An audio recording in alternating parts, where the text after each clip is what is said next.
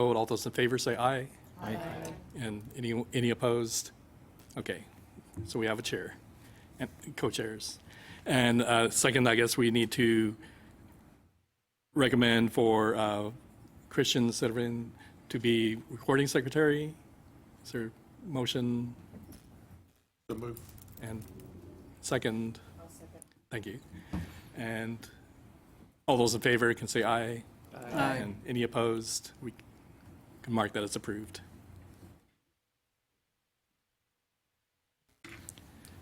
And I'm going to ask if our two newly elected co-chairs could, hate to ask you to move, Cynthia, but you should take your seats at the front of the dais there. Oh. Yes, could you, if you guys could swap places, yes, yes.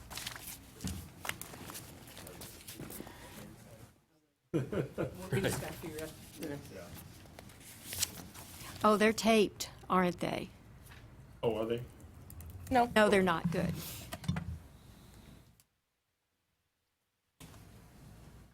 And I see, do we only have one missing or a couple Oh, of people missing? I believe Larry will be coming in after lunch. He had a previous meeting to attend, but he will be here after around noon. And I don't know about Catherine Ozer. And I'll look at our representative from Weckham, who's also from Central Texas College.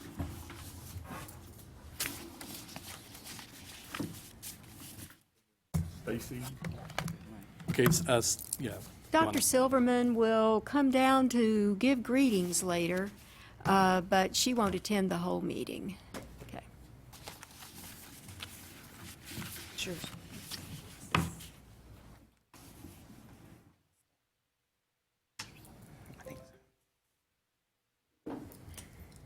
And I guess the next,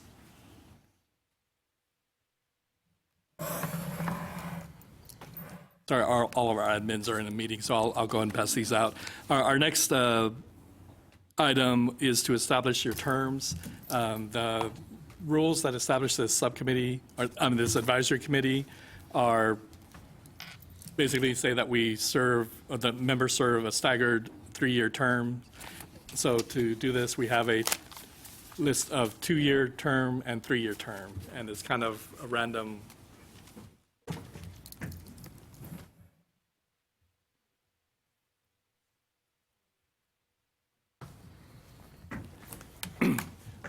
Again, these terms are renewable at the end of your term. You can renew for another term. And also the rules, it's the chair and the co-chair are actually required to serve a 2-year term. And again, they can renew. So these two don't need. Terms for the two of us. Right. Okay, you are So- 2-year terms. Yeah, we're both 2 years. How many of these do we have? I'm not sure, just, Okay. I think I- we need to be evenly divided, don't I kind of shuffled them before we pass them out, so hopefully it's even.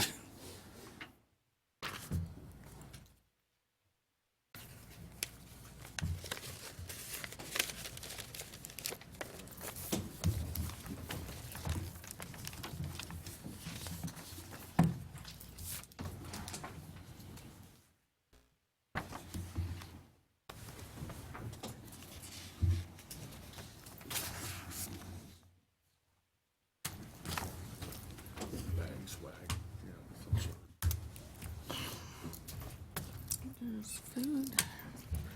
To your term.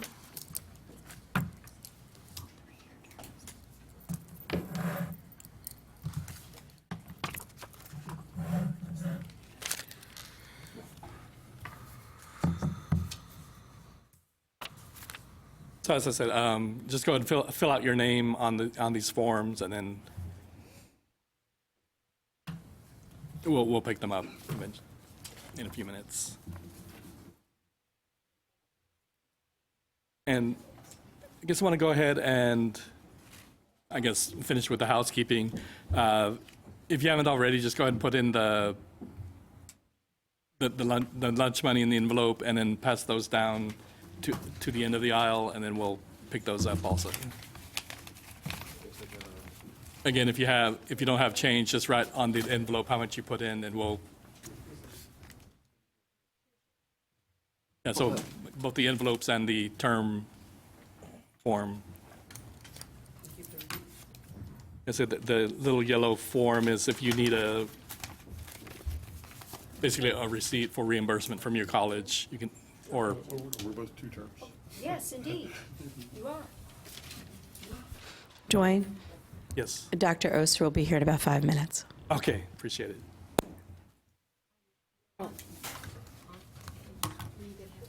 Yes, he's paying for it.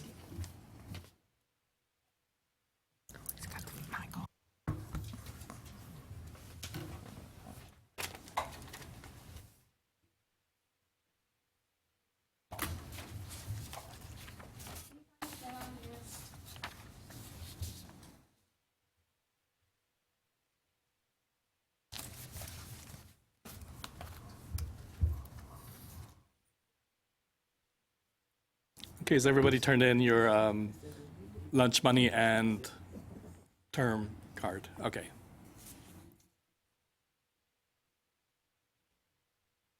Just want to mention also in your packet behind your, going on to the discussion of the committee charge, there's a set of rules. One is the Texas Education Code, 61.8235, that's in your packet. And it basically gives a general description of program of study curricula. And the next one is Texas Administrative Code, and Chapter 26, Subchapter K, and that's the establishment of this this advisory committee. We'll kind of touch on these during the presentation, so these are just for your reference.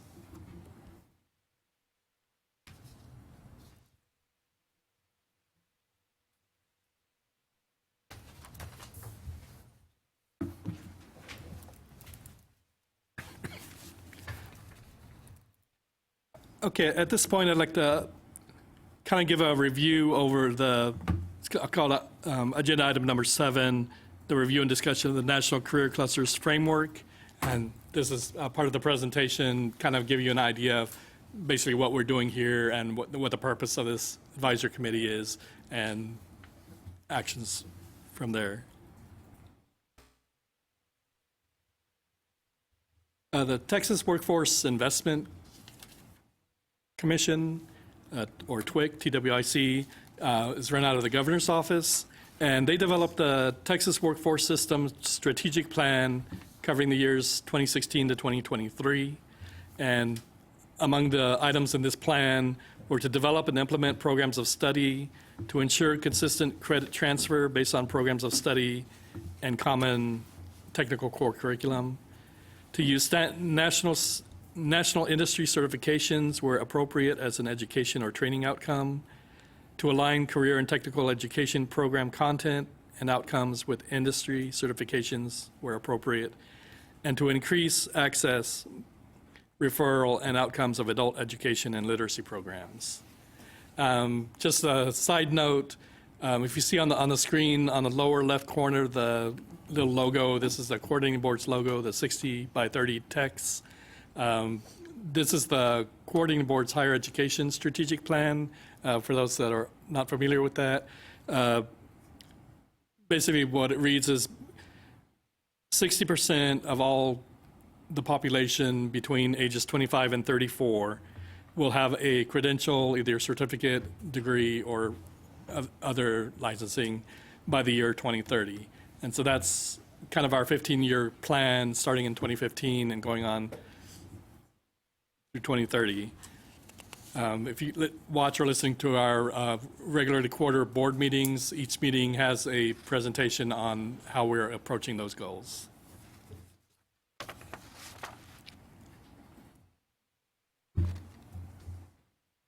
In 2014, the Workforce Innovation and Opportunity Act, or WIOA, was passed, and that reauthorized the WIA, Workforce Investment Act, from 2015 through 2020.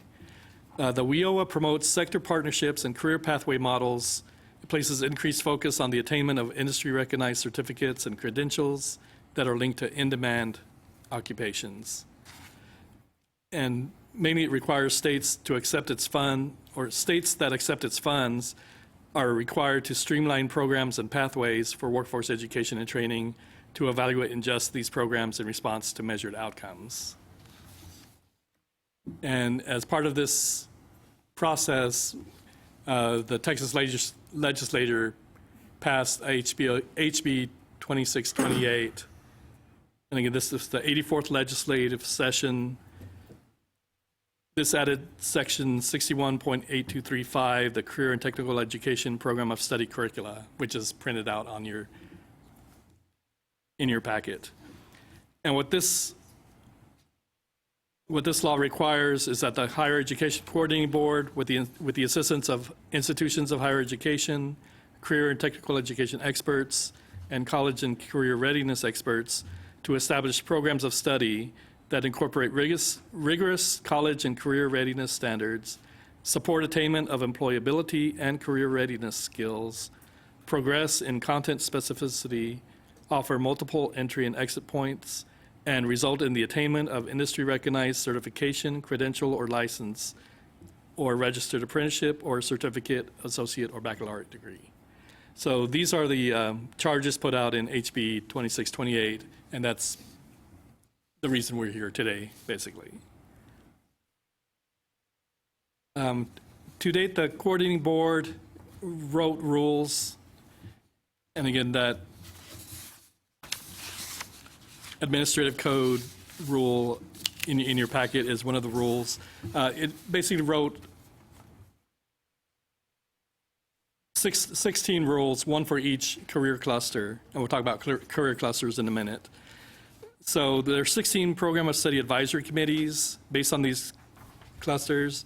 And again, they were developed in January and April of 2016.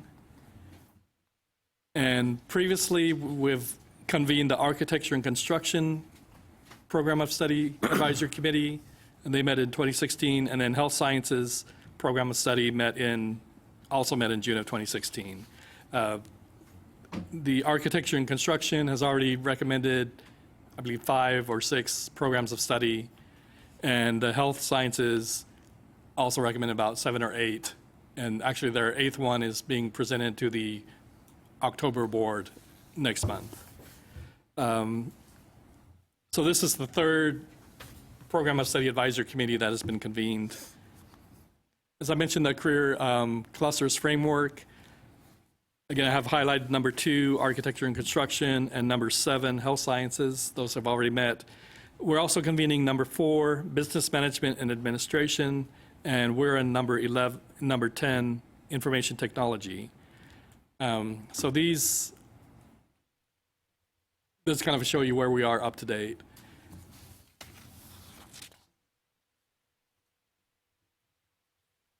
So the role or purpose of the Program of Study Advisory Committee is to develop a program of study curriculum specific to nationally recognized career clusters.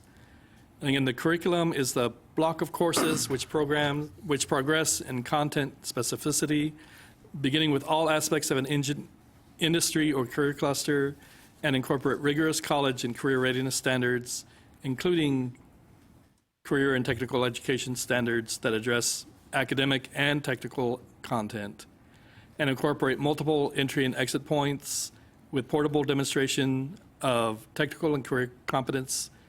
And again, these may include transfer agreements or industry recognized certifications.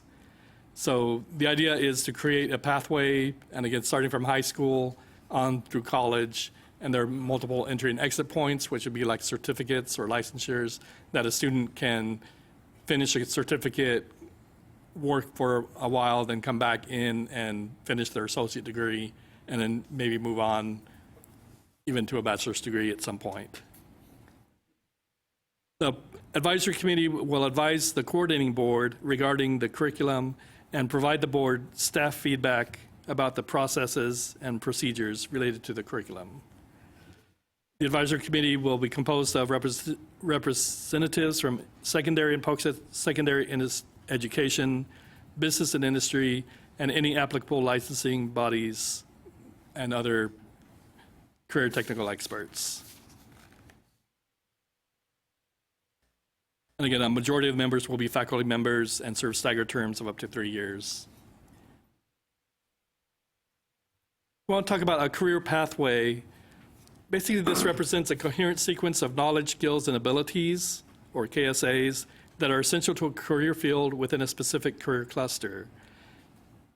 And it may consist of one or more programs of study. If we look at the program of study, it's basically a defined set of academic, career, and technical courses that are organized in a coherent sequence that is designed to provide entry-level knowledge, skills, and abilities for employment in an occupation. The sequencing improves transfer options and will result in higher graduation rates or completion rates based on areas of geography and program where workers are needed in the current job market. So we're looking at job market information as well as the college requirements. We're talking about the pathways and different, like the core. One illustration of this is we have this famous oak tree that we use kind of to show how a student might progress starting in high school, and that's down at the roots where we have the dual credit high school students. And then they might go into the trunk of the tree would be the career foundation courses, and these are the courses that every student in that field, in this case, every student in information technology or computer science would need to know. And from there on, they can branch out into different subdisciplines or specific disciplines, and we'll talk about those later also. But this kind of shows how students can come up through a pathway starting in high school and then leading up to college and then industry employment. We mentioned a WECM, and we have a representative from the WECM Advisory Committee. Again, we're talking about acronyms, but many of you already know, those of you don't, that WECM is the Workforce Education Course Manual.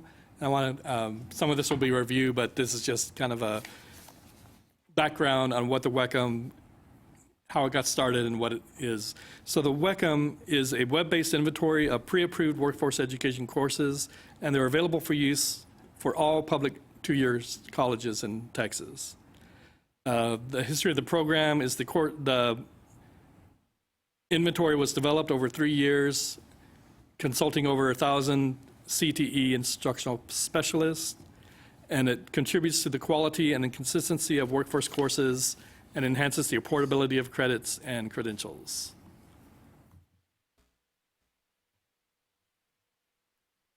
Again, one of the main purposes or reasons for the WECM is to provide colleges increased assistance and flexibility in responding to employer needs, where previously if an employer came to your college and say, we need a course in such and such, building widgets, then the college would have to convene an advisory committee, convene a curriculum committee, and develop that course.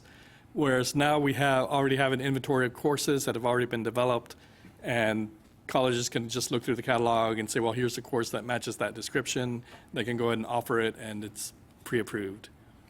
Provides increased access for students to workforce education degrees and career advancement. It facilitates articulation with secondary and post-secondary institutions, because now we have courses that match with the high school knowledge and skills, and so high schools can now map their students into college-level courses. And most importantly, it incorporates industry-established skill standards into the workforce education. So the courses are developed with the cooperation and input from business and industry representatives serving on advisory committees at the community college. And they basically tell the college what skills and what standards are required in their business or in the industry or any licensing or certification requirements. And so those are incorporated into the courses.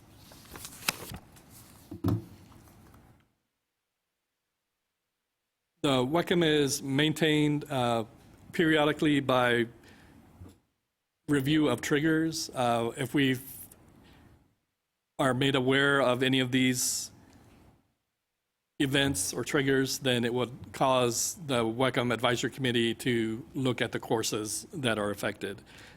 One example, the first one, which is most relevant to our group, is any recommendations that we, as a program of study advisory committee or one of the subcommittees, any recommendations they make would go to the WECM Advisory Committee for consideration on updating courses.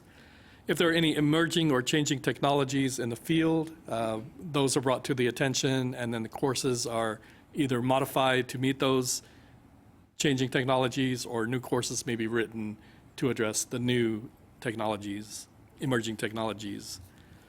If there are any business or industry standards that are either changed or somehow affected, then the courses that lead students to those industries, business and industries, will be modified.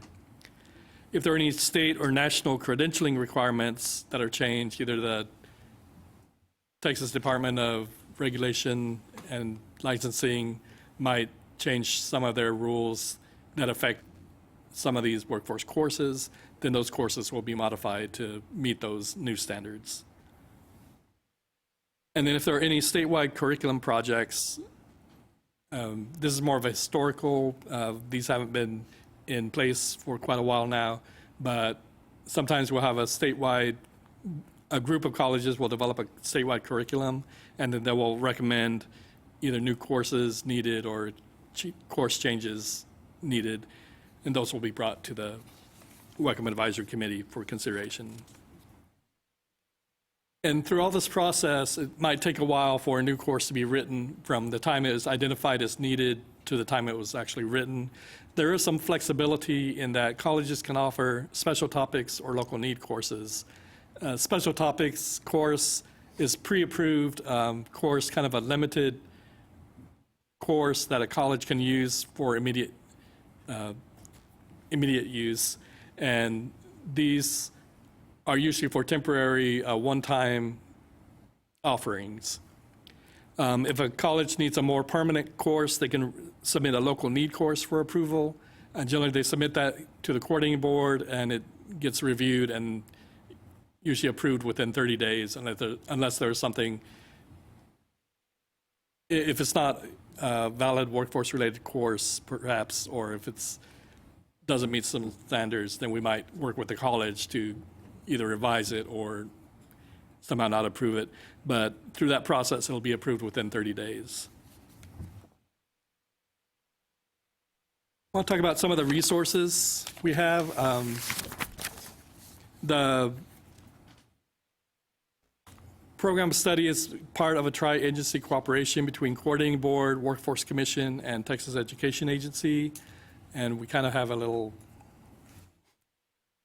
show here. We basically work together to, again, make this pathway from high school to college to workforce.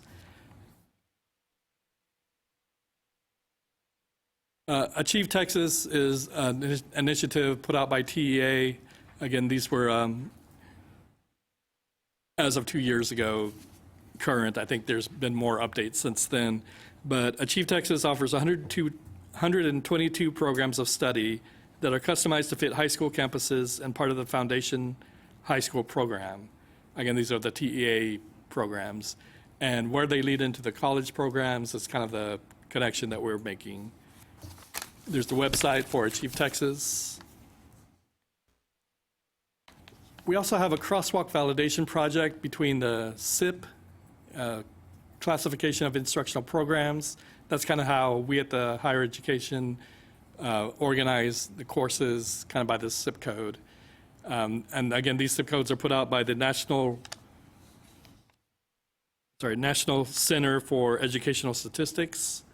And so we don't really have control over modifying or changing the name or adding a new one until the national organization does. And from what I've heard,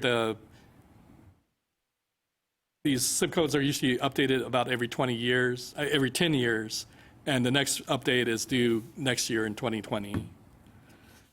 So the National Research Center's CTE Crosswalk Validation Project matched those instructional CIP codes and occupational SOC codes with career pathways and clusters Again, this was in anticipation of Perkins 4, which was passed in 2006.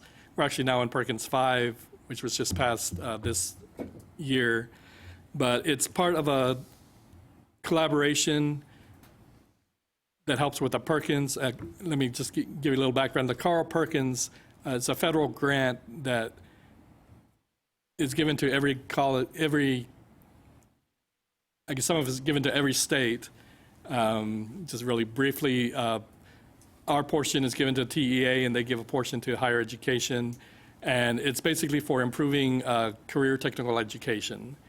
So they often put out grants to help processes with, like I said, they did this crosswalk project to match the higher education, college SIP codes, program codes with occupational codes. Again, more background on the SIP codes. SIP codes help track and report curriculum area, student retention or transfer, and credential, certificate, or diploma attainment, and also non-traditional participant activity. It's like, again, I mentioned that it's newly revised for 2020. It's coming up. In addition, the Standard Occupational Code, or SOC, is a coding structure for occupations within U.S. industry, and it's based on the U.S. Department of Labor develops these codes. And finally, the ONET, ONET data are based on the SOC codes, but they represent information provided by job incumbents on the occupational ability and skills information. So these are people who are already in the workforce, and they'll summarize what skills are necessary for their jobs. In cases where we have new and emerging occupations, those are added to the ONET and SOC taxonomy based on technology, society, law, or business practices, new licensing or certification requirements, or other changes.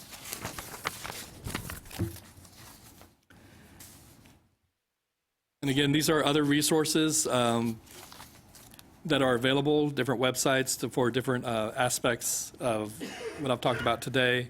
This presentation will be available on the web, on the Program of Study website after this meeting, and if anyone's interested, I can also email you a copy of that. And with that, I'd like to thank you again on behalf of Mindy and myself. I'd like to thank you for being here and willing to serve. Let me ask if there are any questions about anything I've gone over so far.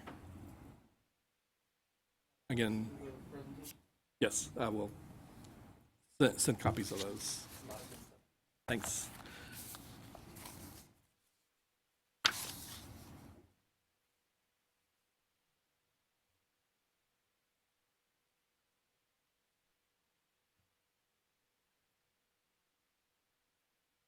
And with that, perfect timing.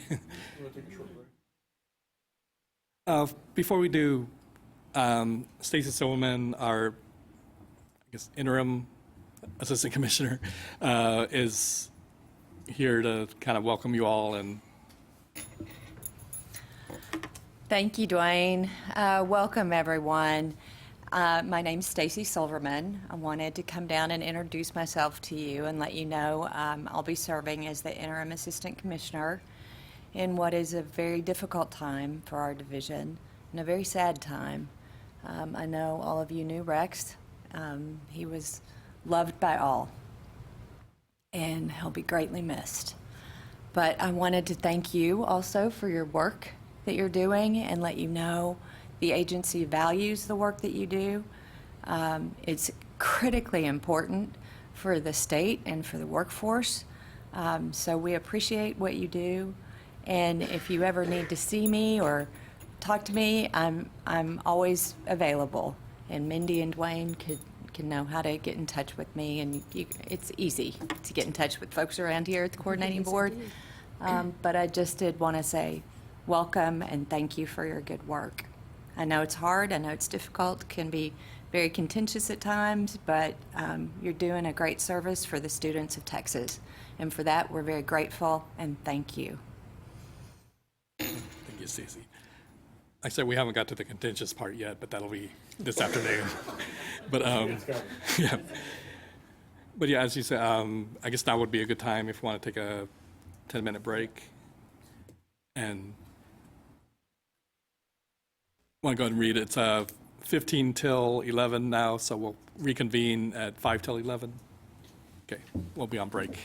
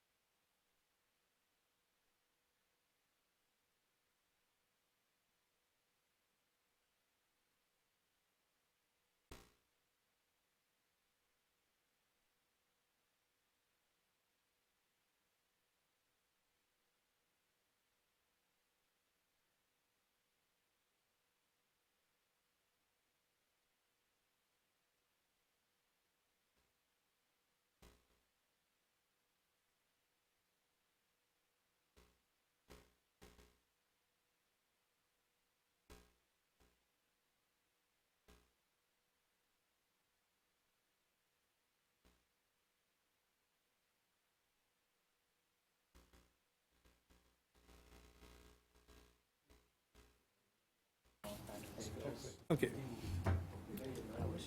About ready to get reconvene.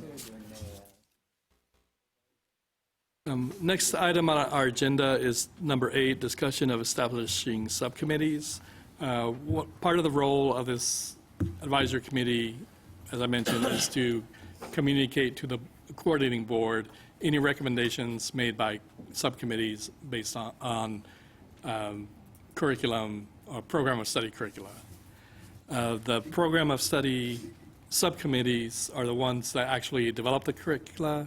They're generally made out of college faculty, includes some high school faculty, and also business and industry representatives that help develop this program of study curriculum that, like I said, addresses the needs from the high school to college to workforce pathway. You mentioned the high schools faculty. Right. What about the high school administrators on the technology side? Because they're the ones that we normally deal with on a daily basis when it comes to And that's dual probably, enrollment for the. that's is that probably the okay? correct term I should have used. Right. Yeah. CTE. The directors. Yeah. Directors, yes. Yeah, all right. Yeah, those are the representatives we have on those All right. committees. Item number 5.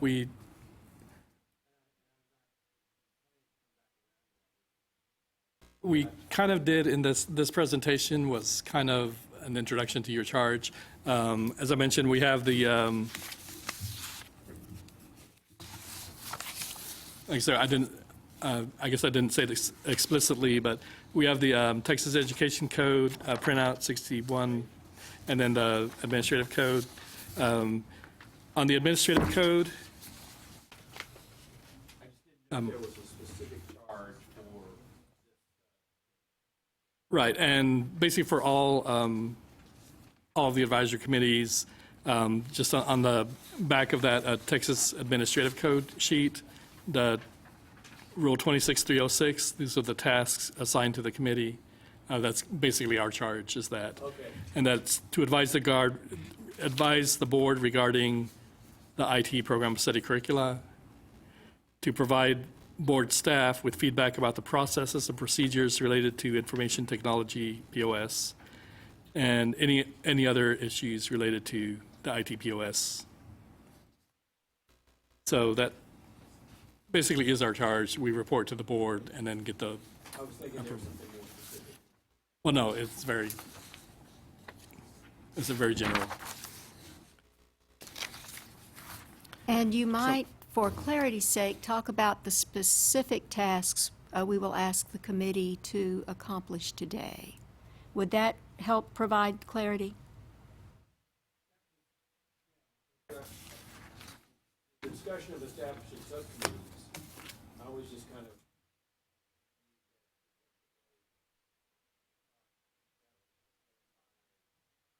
of subcommittees and what their purpose was. Okay, and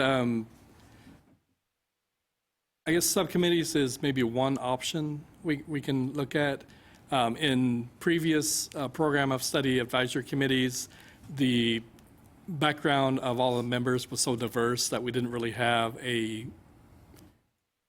would say a cluster or a core of representatives that could, for example, develop a drafting program of study or a construction management program of study. So there was no real, I guess, cluster of expertise on the advisory committee. So their option was to call subcommittees, and each subcommittee would be a cluster in a specific program area. And that way they could, again, these would be the faculty that would develop the program of study curriculum based on curriculum from their institutions, and provide a statewide curriculum, and then they would present that to the advisory committee for review and approval, and then the advisory committee would then again, in the advisory committee's name, it would be sent out for public comments, and then the advisory committee would review the comments, see if there are any changes needed or how to address those comments. And then at that point, they would, once those have all been addressed, they would pass it on to the coordinating board as a recommendation. And then it becomes a statewide. Once the coordinating board reviews and approves it, it becomes a statewide, the program of study. Dwayne, it seems to me, though, in just the brief discussion that we had, as the Information Technology Program of Study Advisory Committee, it's, I think, important for us to understand what are considered the information technology programs, and how do they differ, if in fact they differ from computer science programs. And let me speak to that, and I will ask Dwayne to elaborate. In general, this committee is kind of a main committee or the general committee that will appoint subcommittees as it deems necessary to recommend specific program curricula. Now, what programs? That leads to your question, David. These are programs, Dwayne will lead you through looking at a whole series of majors based on their popularity, their frequency of major, their numbers around the state. Dwayne will lead you through that. You will determine what curricula you see as desirable for consideration of a statewide curriculum in this general career cluster. Those specific majors are the ones you will develop subcommittees around to get recommendations on a program of study. Does that? Yes. Right. And I will we're turn about- it, and with that, I'll turn it to Dwayne to let him, are we ready to go into that, Dwayne? Sure, I was Okay. about to suggest that. And I guess the second part of, this is the way other advisory committees have done it by appointing subcommittees. If this advisory committee feels confident enough that we have we have enough statewide representation already, and it may or may not be necessary to take that extra step of convening a subcommittee, having them meet, having them make a recommendation, and then approving it and sending it forward. If this advisory committee determines that we have enough expertise here to create a program of study, then we can certainly do that here. Now, first up, I want to, in your packet, you also have a list of programs, and these are kind of sorted by, again, by zip code, which is just our taxonomy for subdividing different programs. The IT programs are always in SIP 11, and these are just different, you would call them majors. Now, one option of the advisor committee to decide on is there a set of courses that every or most programs, regardless of the final outcome, regardless of the major, is there a set of courses that is required, and we're talking about the trunk of the tree, a set of courses that all students in IT would be required to take. And if that's something we can decide on, then that could become I remember exactly what it's called, but basically a technical core that we could recommend to the coordinating board. And Dwayne, I need to ask a clarifying question. By core courses that all majors would need to take in IT, do you mean these? Do you mean the 2-digit 11 SIPs, or do you mean the out to the 4-digit? Are you talking about, in other words, say computer and information sciences general and computer programming or programmer general, a core course for that subgroup of 11s? Or are you talking about 11 2-digit SIPs core? Again, I guess deferring to the expertise of the committee members, that question can come up. Do you feel, within computer and information science general, would there be a core set of courses we could recommend? or in the field of information technology, which is all SIP 11, is there a set of courses that every student takes? And again, looking at, Dwayne, I think, didn't we work with Larry Lee on a career foundation core about, I want to say 3 years ago, but it's probably a dozen years ago? yes, I do remember. Okay. We had, there was a grant, we created a set of courses. We identified 5 courses, or 5 areas, excuse me, that could be taught at any community college in the state, working with all 54 community colleges. The high schools that feed them then could help to develop their CTE programs into those. And the 5 courses were, first of all, PC hardware, which would eventually be, essentially the A plus type of program. The operating systems, PC, 1305. PC, well, the PC hardware, the PC operating systems, which was the Windows and Linux operating systems. Third was an intro to programming, which over the years probably more intro to scripting, an intro to scripting class, a database class, MySQL class, and the 5th class was the fundamentals of information security. Those 5 classes became the core that every community college could teach and keep that student, that high school student, working towards that first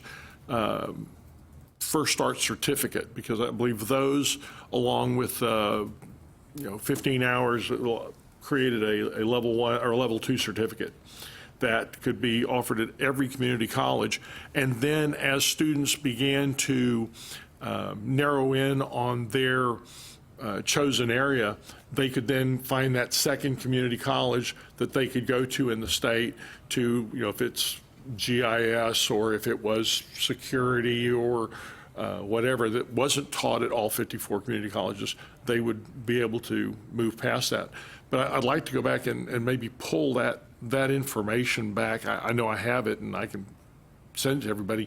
Sure. But that was kind of the IT, what we refer to as IT Foundation Core Certificate that we had created that was supposed to be this beginning for all IT programs. Something, I think at the time we used, instead of the tree model, we used the wagon wheel. This was the hub of the wagon wheel, and then each spoke was the specialization.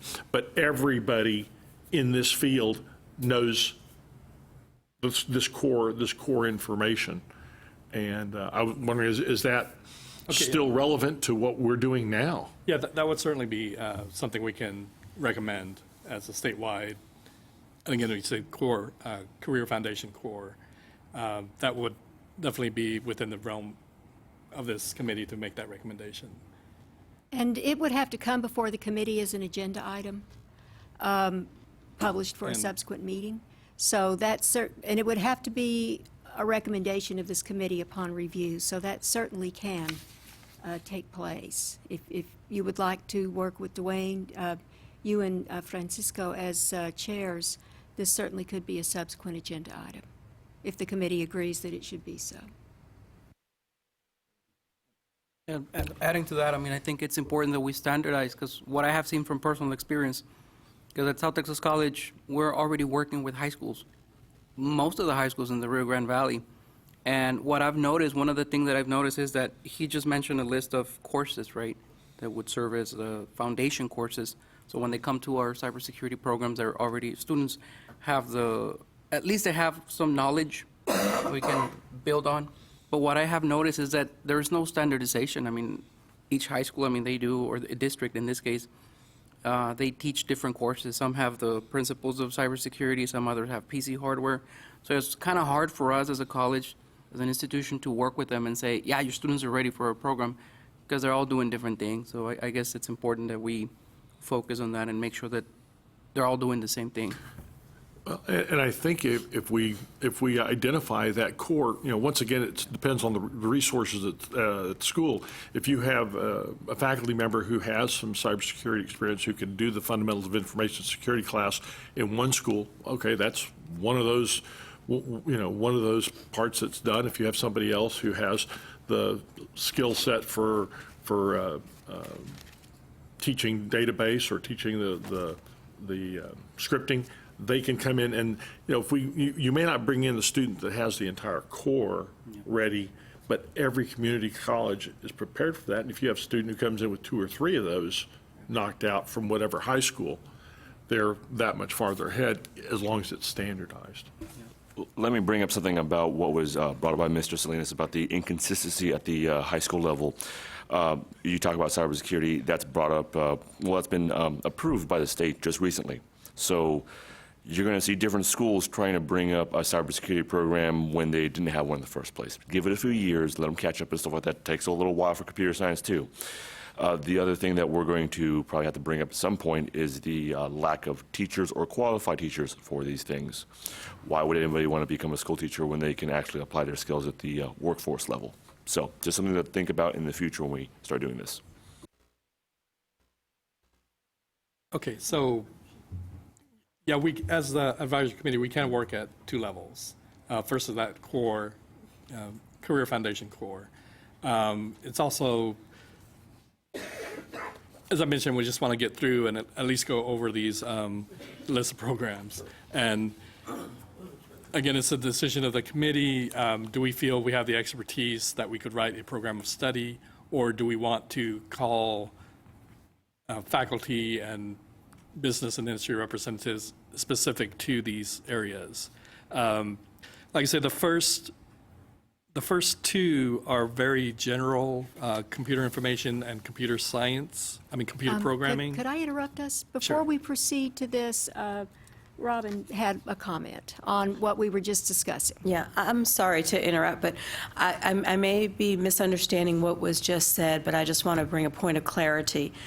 We talked about the high schools and the foundation courses, and a couple times it was mentioned about taking those courses. And I just want to make sure that it's clear that according to SACS, and there's been a recent reiteration of this, we are, at community colleges, are not allowed to just accept a high school class for college credit.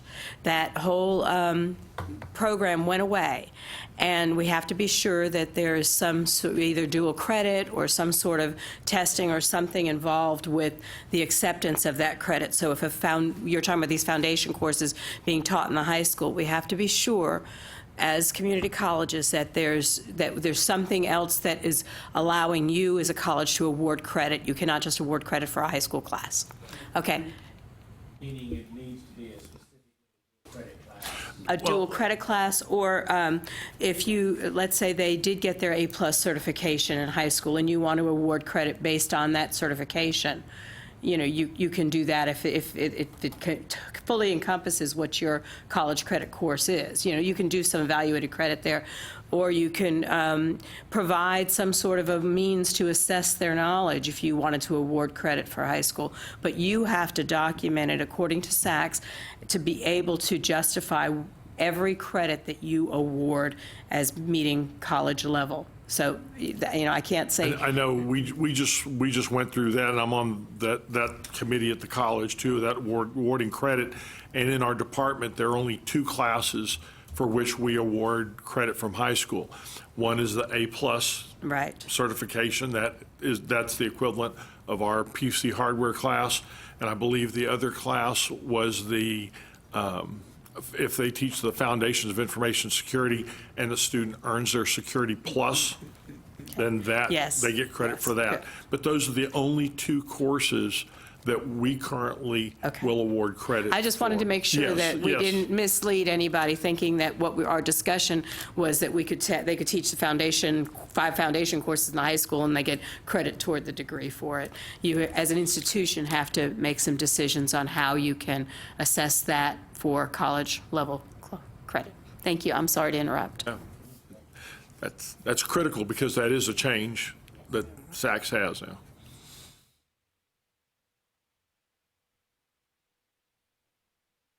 Okay, and so I guess following my previous discussion, so I've given kind of the program names. The program in bold is the zip code title, which again is the National Center for Educational Statistics, or NCES, name that they give it. And then below that are examples of the most common names that the community colleges will give degrees in that zip code. And as I mentioned before, the 110101 and 110201 are the very generic computer information sciences and computer programming. And those are the types of programs that are listed there. And Dwayne, I think we're going to see a big change in that.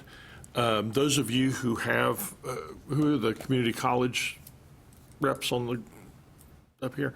Do you, okay, do you all have in your programs emphasis, like the AAS Computer Information Systems with an emphasis in network administration?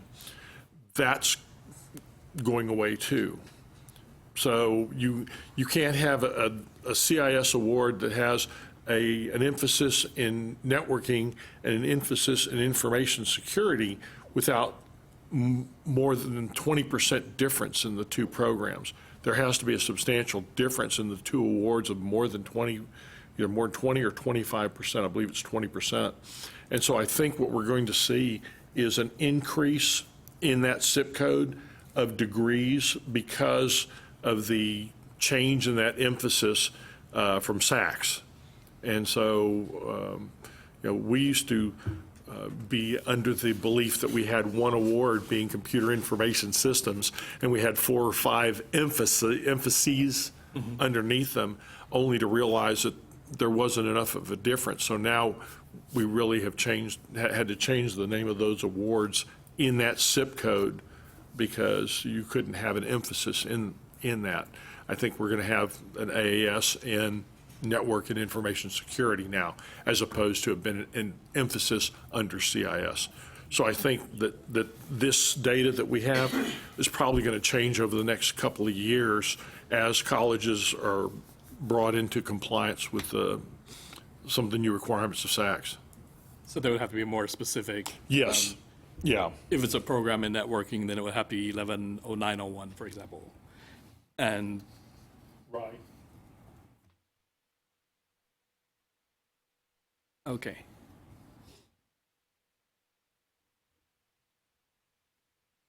I guess one thing I didn't quite mention, this list, you might have seen already, is basically sorted by enrollment. So the highest enrollment at the top, again, those first 2.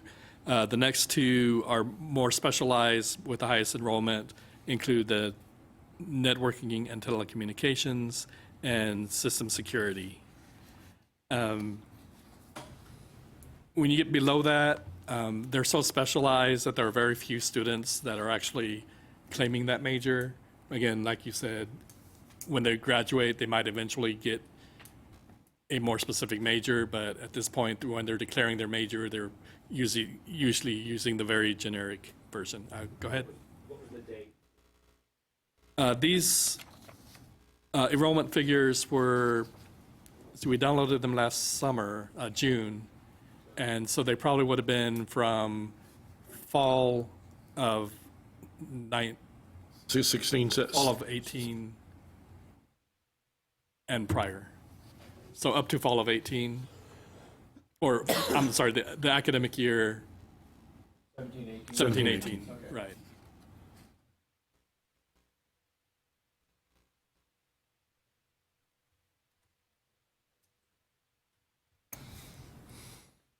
And this is just to clarify, this is for all the community colleges in the state of Texas? Or how many there were? Or there was just in all of them, right? Index, yes. All community colleges.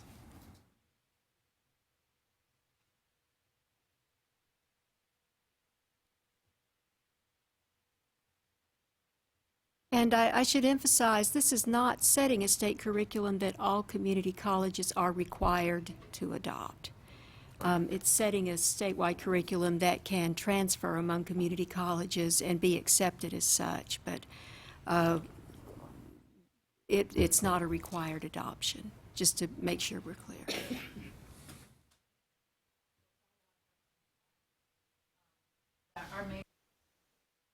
The community colleges, correct? We're not completely concerned with the high school portion of it, or does that need to be a huge consideration? Because there's a huge gap at the TEA level regarding what you said, computer science versus computer programming and IT. We see that split as well, but in my mind, I've resolved it to transferable and not transferable, WECM and ACGM. So how much consideration and emphasis do we need to place on that high school part? I'm going to speak to that, and I'm going to let Dwayne speak to it, too. We don't have a strong formal nexus between secondary and post-secondary for statewide programs of study. To date, the two have rather operated in their own separate silos. That's unfortunate because, it is one career pathway, or it could be. And who are our secondaries? Henry and, yes, Camille. By design, we have secondary contribution to this effort, and we have industry contribution to this effort. Because it is one career pathway. However, that work, I will just be candid, still lies before us. And I serve as the lead administrator for the Perkins funds in the state post-secondary side. Perkins 5, as you may be aware, requires that a program of study articulate with secondary through post-secondary through career. You must have at least one articulated program of study in order to be eligible for a Perkins grant. So we're going to bring these into compliance, and all colleges, of course, do articulate with their constituent secondary high schools. But that gap, all I can do is say, yes, it's there. And this is something we believe we're going to have to address as an initiative going forward. We have influence.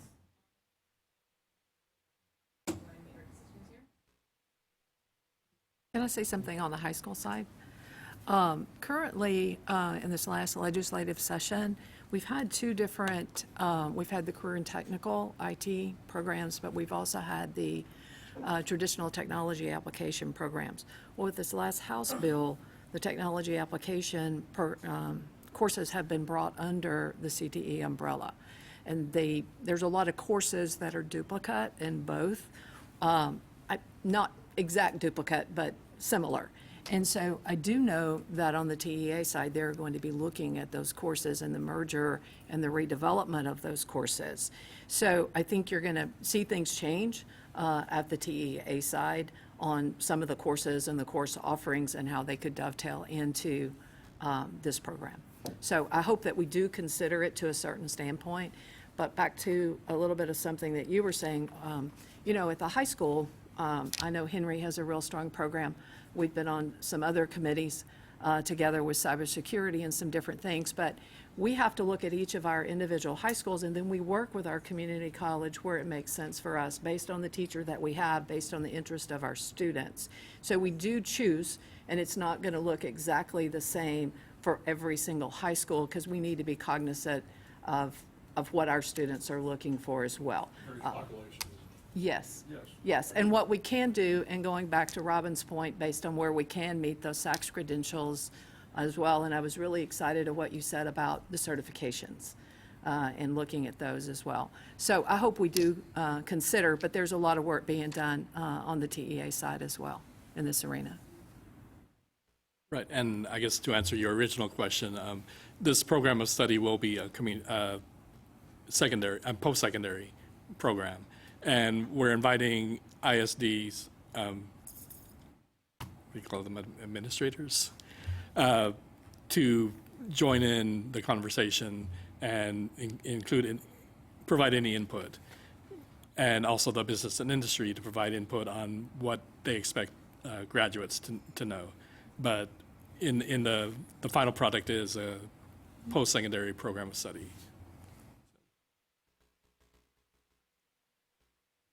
And I guess since lunch has arrived, I just want to say kind of some food for thought for while we're having lunch, and to think about looking at this list of the top 4 programs, and then the degrees under the degree names under each of those. Are there any specifically that you think we should develop a program of study in that area?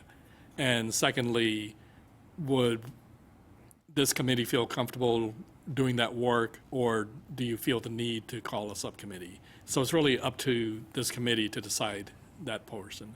And in part of the after lunch, part of the discussion we'll start off with is last November, we had a group of,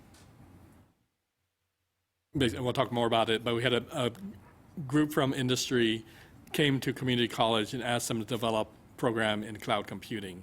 And that work was done. Some courses were developed in November, and then the curriculum was developed in last June. And that's something we're going to talk about kind of as an example of a recommended program of study. And like I said, we'll talk about that after lunch, but for now, I think it's okay. We'll adjourn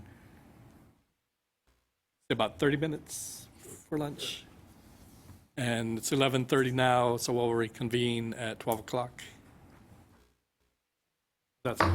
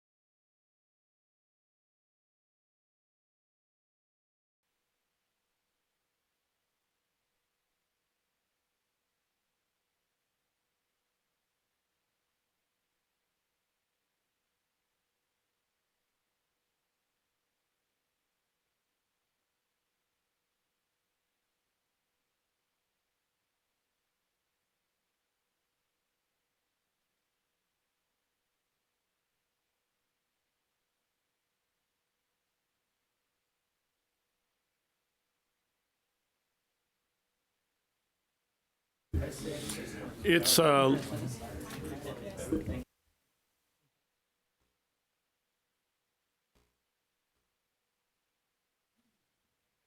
right, let's go ahead and reconvene. And Mindy had one to address the group. Okay, before I give it back over to Dwayne, I just wanted to get something on record that we've not brought to your attention yet. We will be asking you to make some recommendations about the formation of subcommittees, disciplinary subcommittees for specific majors. We will ask you to consider what you want to do with the cloud computing curriculum that was workshopped over the past year. I want to make certain we're on record with this. The committee's actions today are provisional. They are dependent upon approval of the committee's membership, which will take place just in a couple of weeks here at the coordinating board's fall quarterly meeting. Okay? Now, it's very unlikely, it has never been the case, that the coordinating board has rejected a committee or rejected its membership. We expedited this meeting process on behalf of the Cloud Computing Initiative. So it's sitting today to consider that statewide curriculum. However, I just want to make certain that we're on record with this to you, that you are acting today provisionally upon approval of this committee's membership at the board meeting. But again, we don't expect the board to reject you all. Why would they? Okay. All right. Thank you. So I guess I want to start off this afternoon session. Were any of you, I don't know, I guess David was, were any of you involved in the cloud computing course review workshop? And you three were. And were any of you involved in the curriculum development program project? Okay, I have one. Anyone else? Okay, the curriculum development was in. Yeah, the one we had here. Oh, okay. I'm sorry. So you were involved in at your college? Okay. 2016. Oh. No, this was 2018. yeah, November 2018. We convened a group to review cloud courses, and then June. Okay, as an introduction, I was going to ask Robin Garrett if she could kind of describe the process, how the information came, or the request came to the coordinating board for a cloud computing program. Sure. Thank you, Dwayne. This all started late last year, well, probably mid last year, when a very prominent industry leader in cloud computing approached a local community college about developing curriculum to help fulfill their workforce needs in the state of Texas. That was brought to the coordinating board, and it was a workshop was put together with professionals, and many of you were there back in November. And courses were developed and courses were modified with the input of not only that industry that came forward, but several others that were brought to that meeting. So it wasn't just that one company that we were gearing the curriculum to. It was several different companies that were involved with cloud computing, guided us and helped us in the development and modification of existing courses. We called it cloudifying our courses so that we could look at them in a broader perspective and meet the needs of the cloud industry. Subsequent to that, in June, a group got together here at the coordinating board and took the courses. So in that first workshop, there were 6 courses that were in the WECM, I believe, that were cloudified, and 4 new courses were written. So at the last WECM workshop, those courses were approved, not workshop, last WECM advisory committee meeting. Those 4 new courses were approved and the 6 modifications were approved. But in June, we had teams come together and develop curriculum that would satisfy the needs of industry's desire to have cloud computing professionals come out of the community college level. And you have a handout that Dwayne provided that shows the 5 AAS degrees that they, no, 4 AAS degrees that they came up with, and a certificate that team, with the guidance from the cloud industry professional, developed to meet the needs of industry. Is that what you wanted me to talk about, Dwayne? Right. Okay. I led one of the groups, and we had other people leading the groups, and it was a very, very interesting and informative process, both the June and the November. So just those of you that were involved in either June or November, would you raise your hands? Yeah, we've got 3. Okay, thank you. And again, I'm presenting this information to this advisory committee, I guess with 2 options, maybe more. But the original option we were looking at was to create a subcommittee to review this document and give it a stamp of approval or make recommendation changes. In light of some of the discussions we had earlier this morning and realizing that some of you on this committee were at those meetings, another option is if we bring this to this advisory committee, would this advisory committee consider reviewing and approving this recommendation as a program of study for these 4 associate degrees and certificate under cloud computing?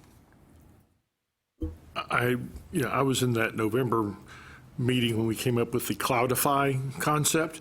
I'd like to see, I think it would be important before I could offer approval is on those 6 classes that we cloudified, what were the specific learning outcomes that were added to those courses that made them more cloud friendly or cloud aware? How did we cloudify intro to scripting? What learning outcomes were added to that, or the 13, logic and design, or Cisco One, especially things like Cisco One, which, Cisco has their own learning outcomes. What are the things that those Cisco academies need to add to that Cisco One class that would make it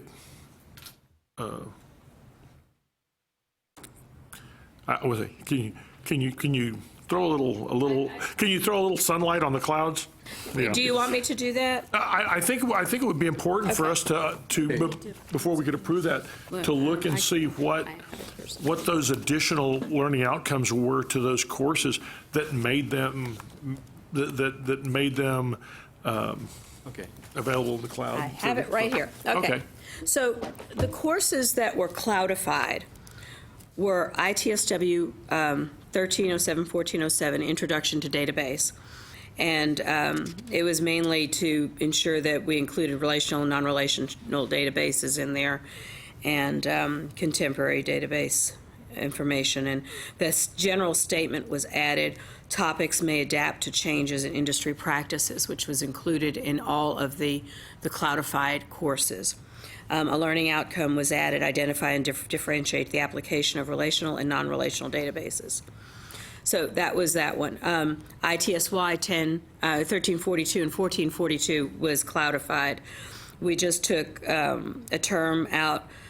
Instead of saying network hardware, we just said computer hardware and added virtualization to that course. That was in the information technology security course.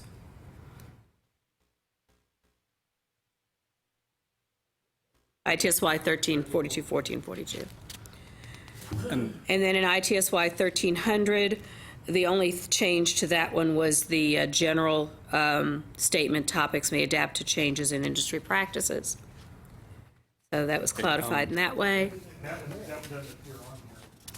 That may not have been part of it. I don't know if they added it or not. 1300, 1400? There was discussion at the time, and then we decided to go with ITSY 1342. Yeah. Right, well, this is just one of them that was modified, so, yeah. And then ITNW 1308, 1408, did that make it? Yes. Okay. That was just modified slightly in the course description to add configuring local, network, and distributed clients to the course description. And then the script, what? I'm sorry? Is that something that can be accomplished locally for a cloud, to establish a cloud environment that would provide that capability? I'm not the expert in this. There was a room full of subject matter experts that yes, went through that. I understand. I'm just. And you guys might want to speak to that if you want. Well, so this was on the question about ITNW 1408, Yes. and what was the addition to it? We added, well, the whole course description, it was just a course description change. The course description used to be the fundamentals of managing and configuring clients or network clients, and now it's the fundamentals of managing and configuring local, network, and distributed clients.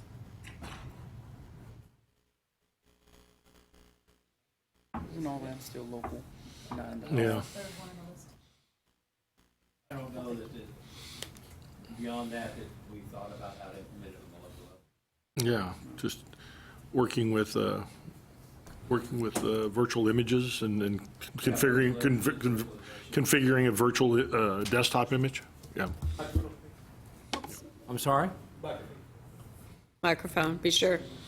We discussed that a lot, and we felt it wasn't our responsibility to really specify the, thank you, we didn't want to dictate too much far down the level, because we're a large state with many different districts, and there was going to be a different application, but the important thought was to add the distributed and the virtualization to it, Okay. and then lead from there, and hope that everybody was professional enough in their industry to apply the right things.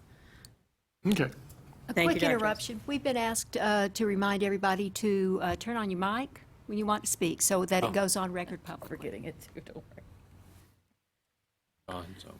worry.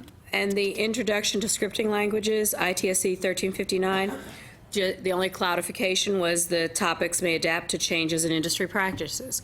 So there wasn't a lot of changes to that. Then there are 4 courses that were Programming, Logic, and Design, ITSE 1329 and 1429.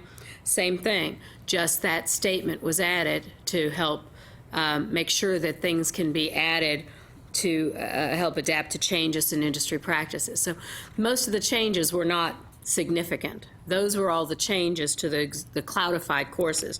Then the 4 courses that were created was ITNW 1309, 1409, and that was Fundamentals of Cloud Computing, a very generic course.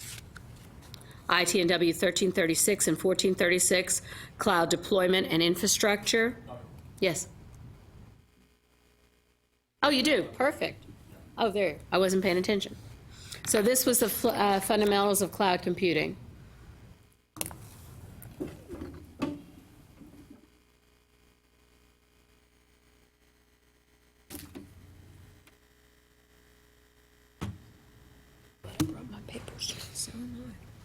The goal here was to write vendor agnostic descriptions, Definitely. because this whole area is changing so quickly, we didn't want to specifically mention or start trying to dial into a specific vendor.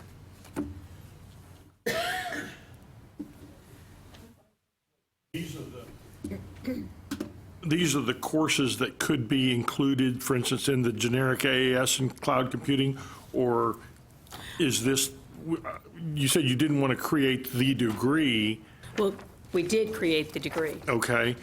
Is there, so my question becomes, only because I'm painfully aware now of the need to have significant differences between each one of those to justify that they are not so closely aligned so as to not pass SACS muster as far as different awards. In other words, the award is an AAS in cloud support cybersecurity, significantly different than the than the certificate in cloud support or the AAS in cloud computing data science, because now that there has to be a significant difference in those two awards. There's a difference. It doesn't necessarily have to be, it depends on what you're talking about, significant. There's SACS requires a 20% difference in the course content. I beg to differ with you. Okay. You can have multiple awards that are different, but significance is just how you describe it. They say approximately you can have a 20%. If you have a 20% significant difference, they use that term loosely. You need to submit for a new program. Okay. I haven't seen where they're. We're going through that right now. We've had to scrub 5 programs down into 3 unique programs that had more than a 20% difference in the courses. Interesting, very interesting. Yes, I mean, we are going through that tomorrow. I will check with Kevin Seitler about that when we get back. But obviously, if you're going through that, you're experiencing something. But these are different. I mean, they do have different courses. I don't know that it would be considered 20%, but they do have different courses. So, and each institution might not adopt all 5 of these either. That's what I was going to say. This was recommended, this was, yeah. Yeah. I'm just saying that we didn't want to. We don't want to set somebody up for not necessarily failure, but for to be in non-compliance. Yeah, I don't want to set somebody up who says, "Oh, we'll do all these things," and be in non-compliance. Right. We need to be sure that everybody is aware that that's true. You can offer 1, 3, and 5, or 1, 2, and 4, but you can't offer all 5. Well, it's up to the institution to still justify it with SACS what they choose to do. So if they wanted to do them all and they can justify it, more power to them, right? Share it with the rest of us. That's right, exactly. Tell us how you did it.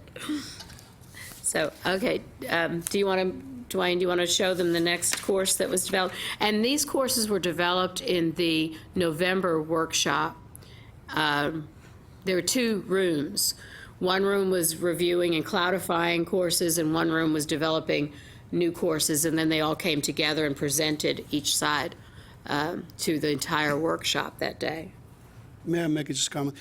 In that workshop, did anybody come up with how to carry out those objectives in the classroom, in cloud computing? I mean, they put those courses in there, but... We never discussed implementation, which is what you're saying. Exactly. Well, there's resources in terms of things like that because, Because and you're absolutely correct, because we discussed instructor training. Not just that, it's actually, we understand as a computer scientist, cloud computing versus in-class. You're talking about Microsoft Azure, we talk about the AWS, we talk about right now Google Cloud. Well, we don't have the resource in classroom. For me, it doesn't matter. I can open OpenStack in Linux, I can teach all those courses. I'm a computer science, I can do those things, I carry out all those things. Cloud computing is there. We have to adapt ourselves, no doubt about that. It needs to be changed. Question is, though, when the study been done, was being proposed, what does it mean, advanced cloud concept? Were there anything, I don't know, the description of it doesn't really tell me anything. What resources needed to carry out that? What is it? That's up to you, the institution. $1 million question, $1 million asset, yes. Right. So, you look at these outcomes and you have to determine what you need as an institution to fulfill the requirements of this course. I was wondering any recommendation. Okay. But doesn't WECM have to identify, if you're going to create that advanced cloud concepts, I10W 2337, 2427, there's going to have to be a course description and end of course outcome for each one of those. Yeah, Okay. there is. All right. Yeah, see, like right now, this is the cloud deployment. Will you bump up to the All right. advanced cloud concepts? Yeah. I thought that's what you were asking. No, he was asking about the resources to accomplish. And I believe at that November meeting, Amazon, Rackspace. Rackspace, and Google all offered, they have resources available to set up for the students to get accounts, to set up and go through the That's what I'm getting courses. to, exactly. The course resources was, you don't have to create your own cloud environment. Just like Microsoft, you become a AWS Right, members and yes. Cisco Yeah. members and so on and so forth, use those resources. But all three, Google, AWS, and Azure, and I don't want to get too far afield, have free tiers to use for teaching and for self-study. And so, yeah, they all recognize the fact that resources is a big part of this. The experience that we've had is instructor training is the bigger issue than the other resources.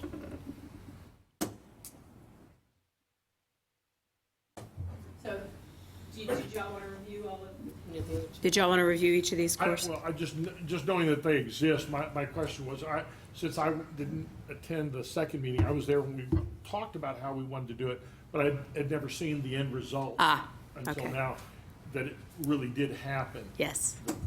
That they really did change the wording to include the cloudification. Right.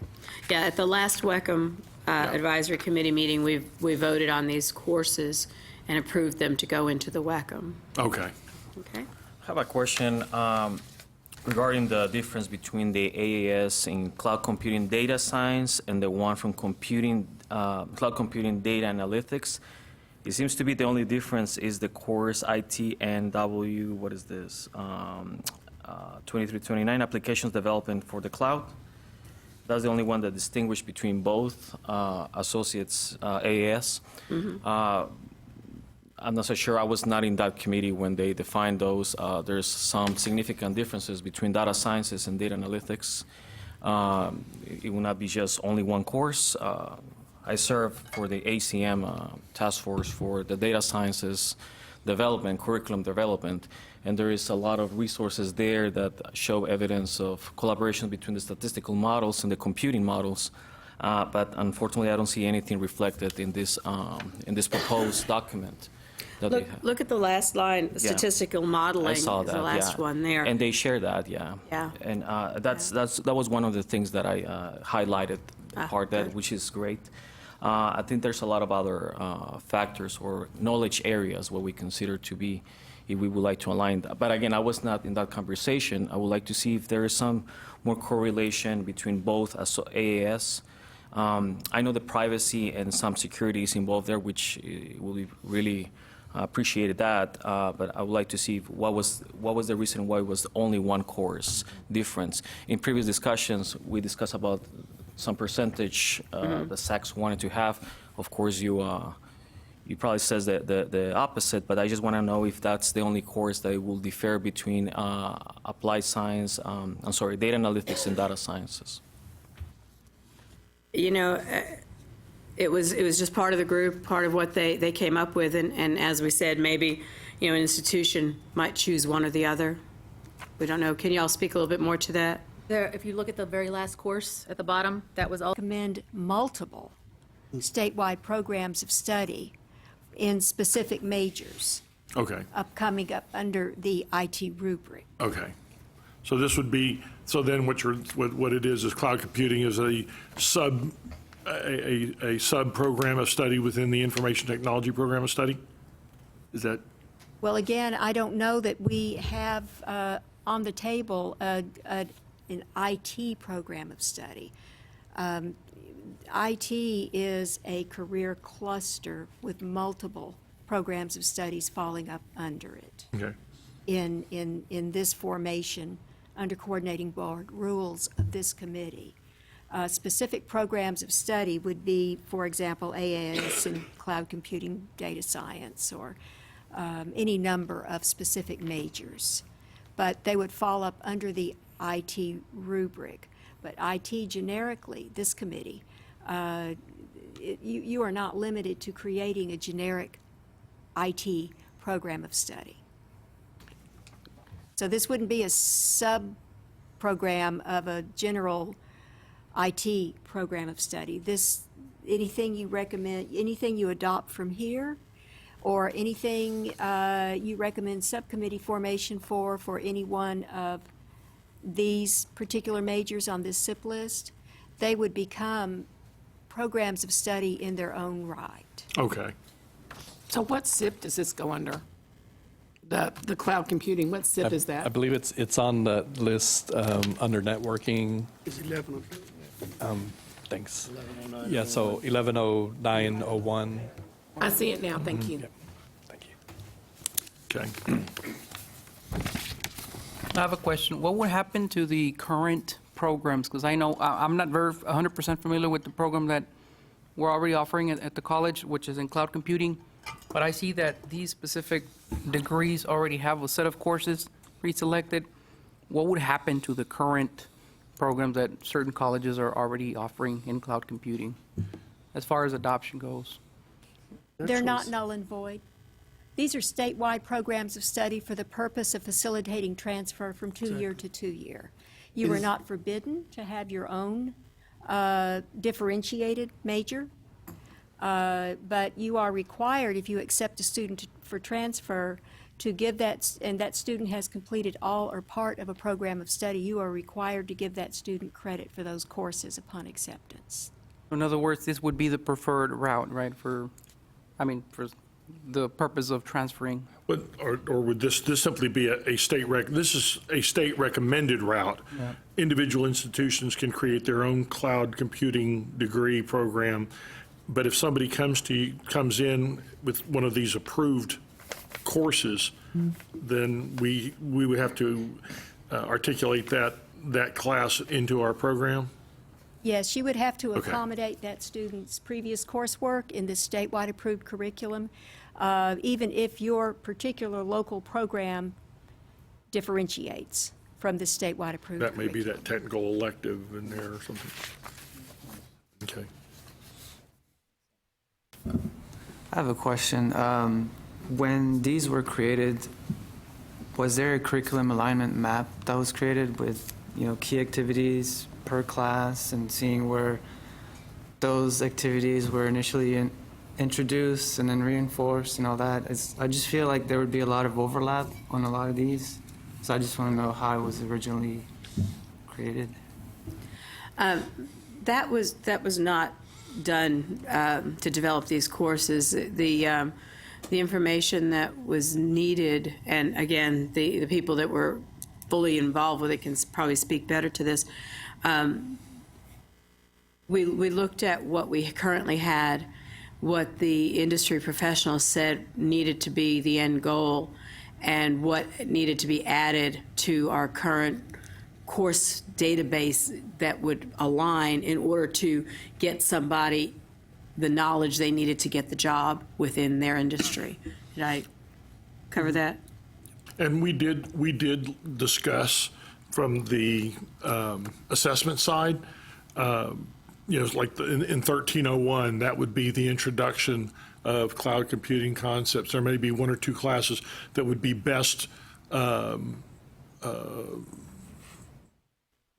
case scenarios where they could introduce cloud concepts, a couple of courses where they would be reinforced, and then you build into your mastery courses.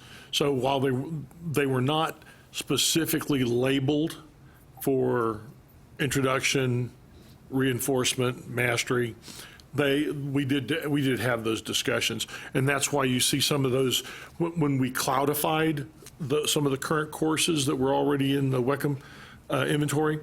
We did that with the intent to provide a class for an introduction and classes for reinforcement. So that was discussed as a part of that. If I may add, at the June meeting, we did do some preliminary mapping.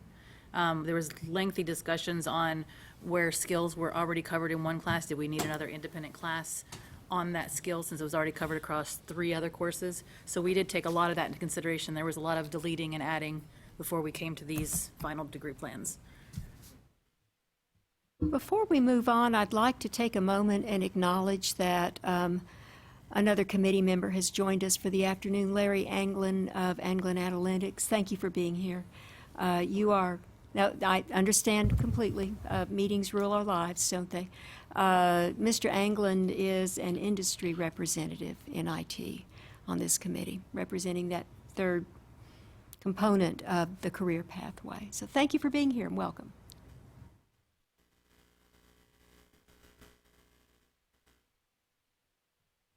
Dwayne, I don't know if you need to reiterate that they have the option to not approve this or approve it, however they want to go with this, or form another subcommittee, however they feel they can move Right. forward with this. And again, your options, if you're comfortable approving it, or if you feel you need additional information before you consider approving it, or if you would like to appoint a subcommittee to look over, these questions that you're asking. I think one thing I didn't quite mention earlier, when we create subcommittees, we would include one or two, preferably two members of this advisory committee to lead that subcommittee.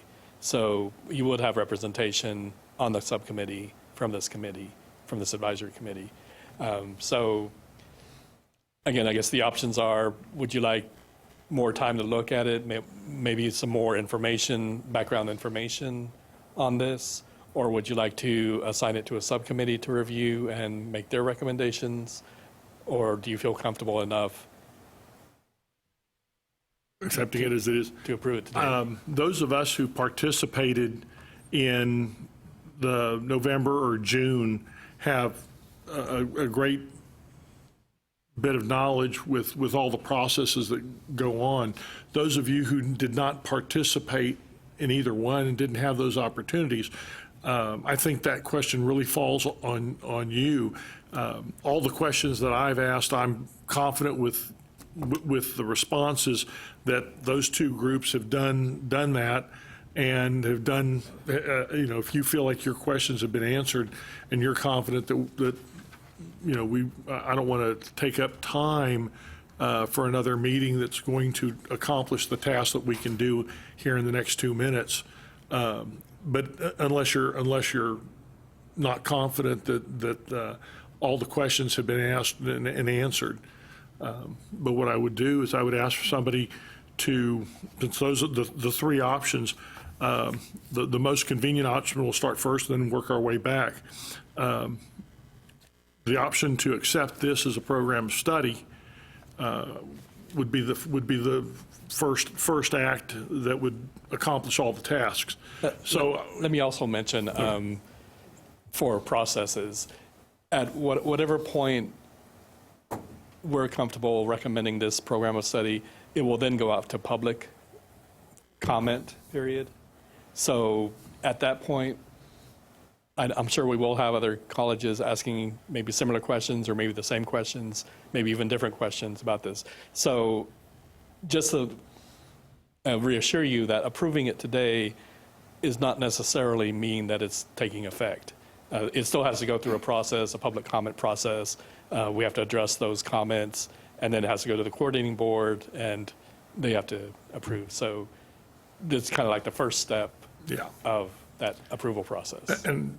And there'll be plenty of time to voice any concerns you might have. So is there a motion? Well, may I add one more point?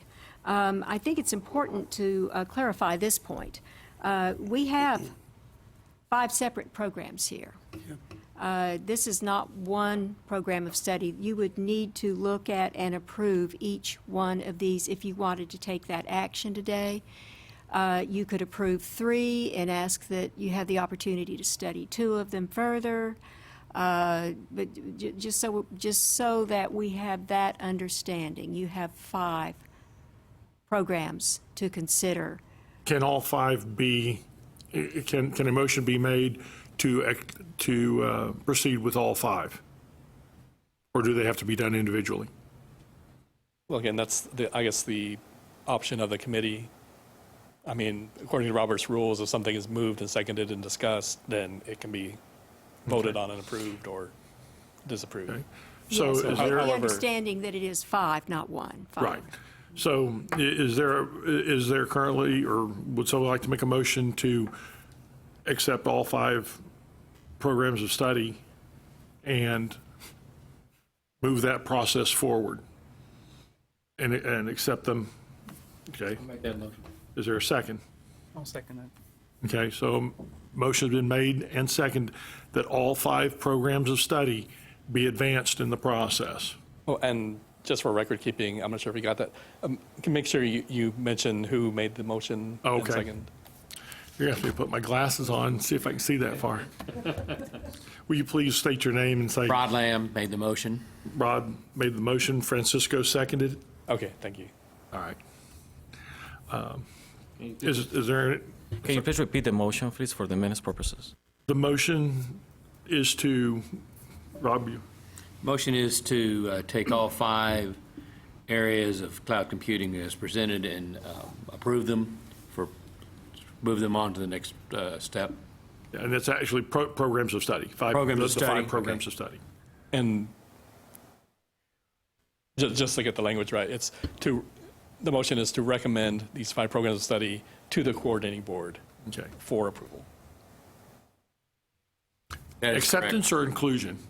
Or is 6 of one, half does the other? For acceptance? Is that, Well, the coordinating board eventually will approve. okay, for approval, so we're going to move them, so just to get the motion right, to move all 5 programs of study forward to the coordinating board for approval? Yes. Okay, just so we have the right nomenclature. Okay. Are there any, there's a motion's been made, has been seconded. Are there any comments? I have one. Yes, ma'am. I'm okay with moving forward with this, but there are 2 typographical errors that need to be addressed. Uh-oh. ITSC 2455 is not advanced Linux. That would be 2425. And Math 1332 is contemporary mathematics and not statistics. We would want 1342. Are you stating that the rubric needs to be changed, or that Correct. the course name needs to The be course changed? names are correct, the rubrics are wrong. State again the math rubric. The current listing is Math 1332, it should be 1342.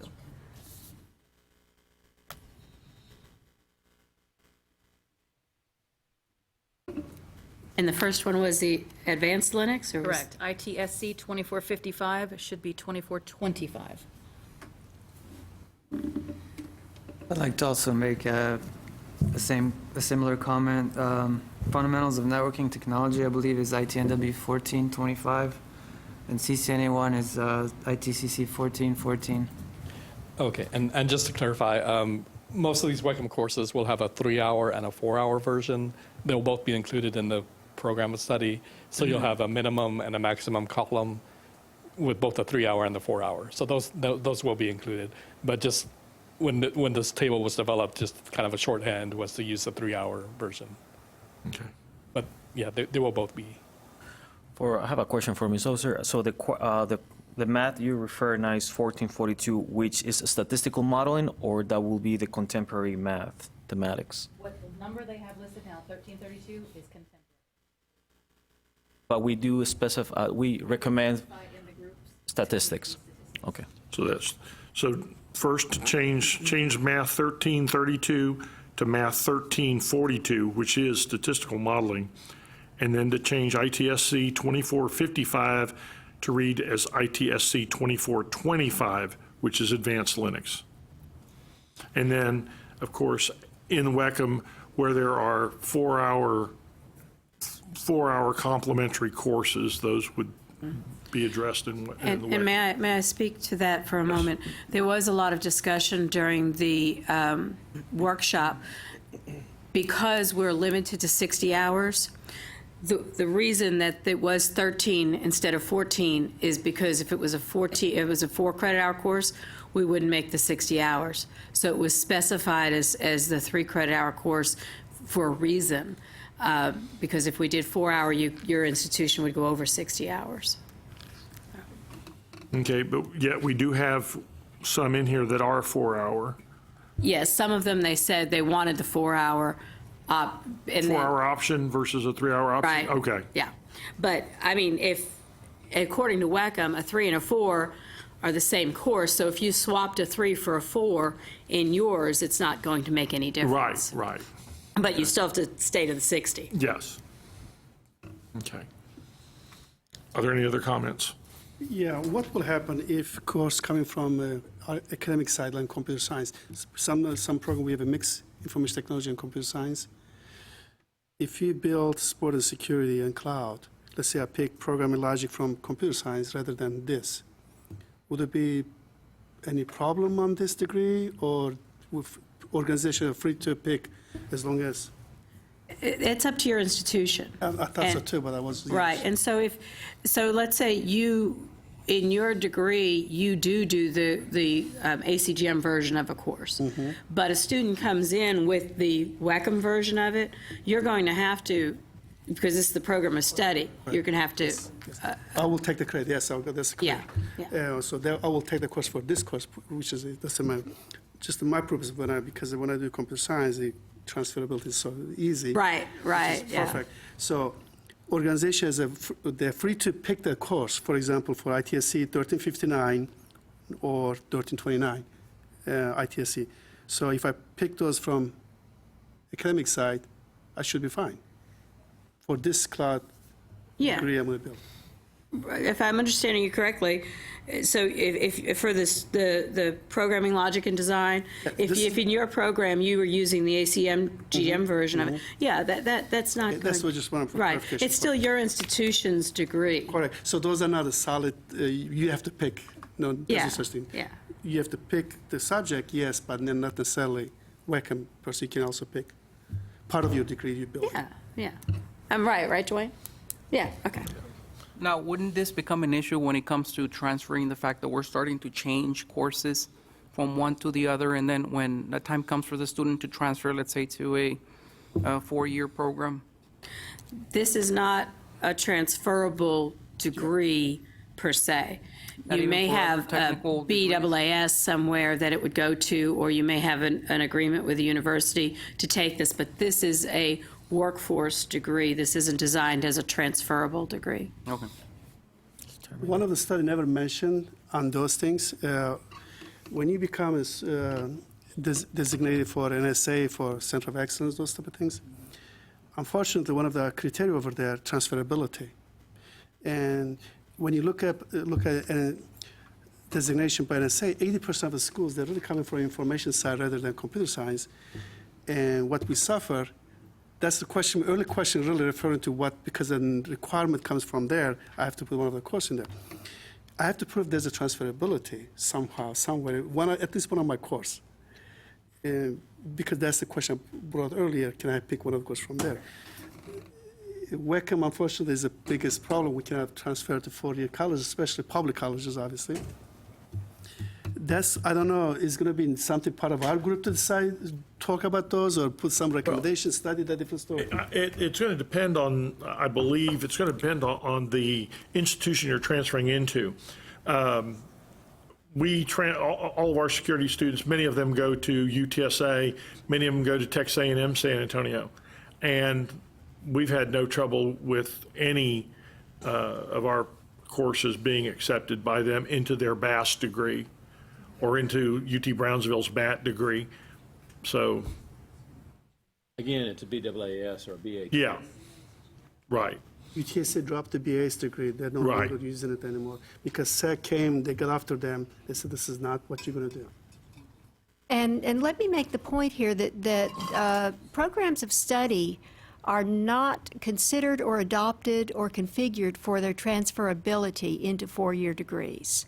Yeah. Some ACGM courses may be involved in your local degree plan for an AAS. However, a program of study is developed with the idea that it is a terminal degree in entry into workforce. Okay.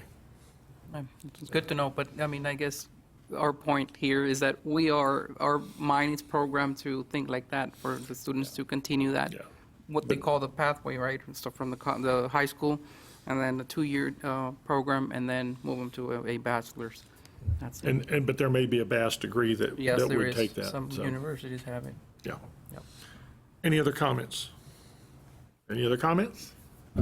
I would say ITCC 1440, should we name that CCNA 2, since that's what it really is?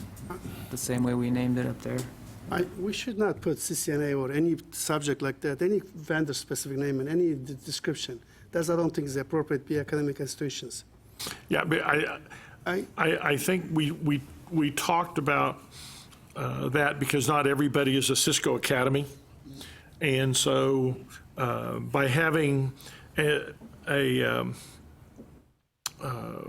specific, that's why we have the ITNW 1325 or ITCC 1314, because ITNW 1325 is also called Fundamentals of Networking Technology.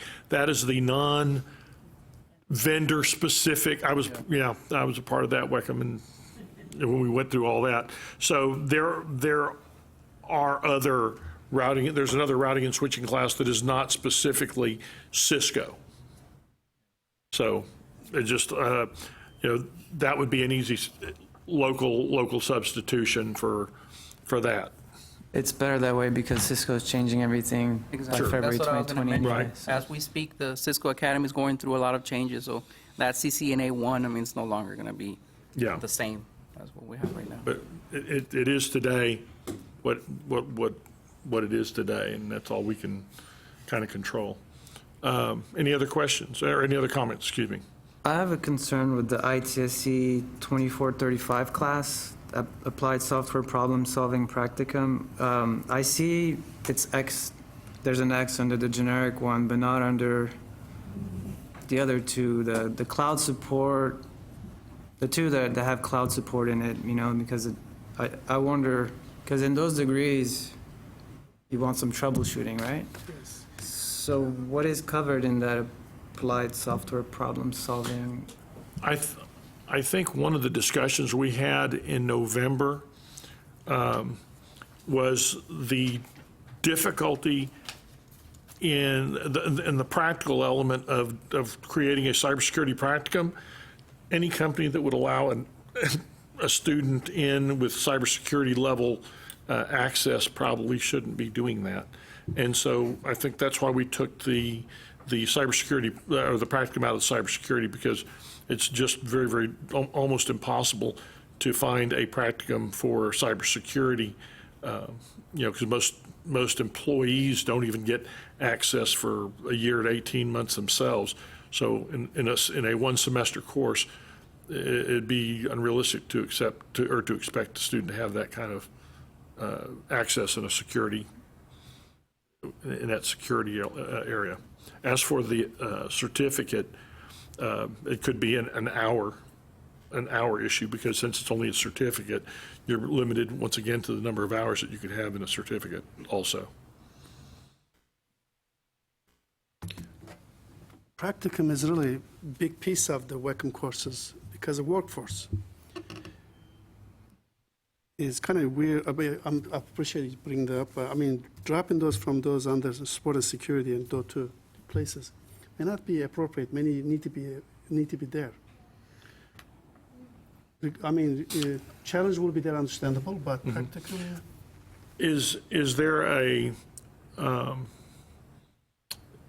THCCB requirement that all workforce programs have a practicum or an internship? No. Well, the requirement is that you have some kind of capstone. Okay.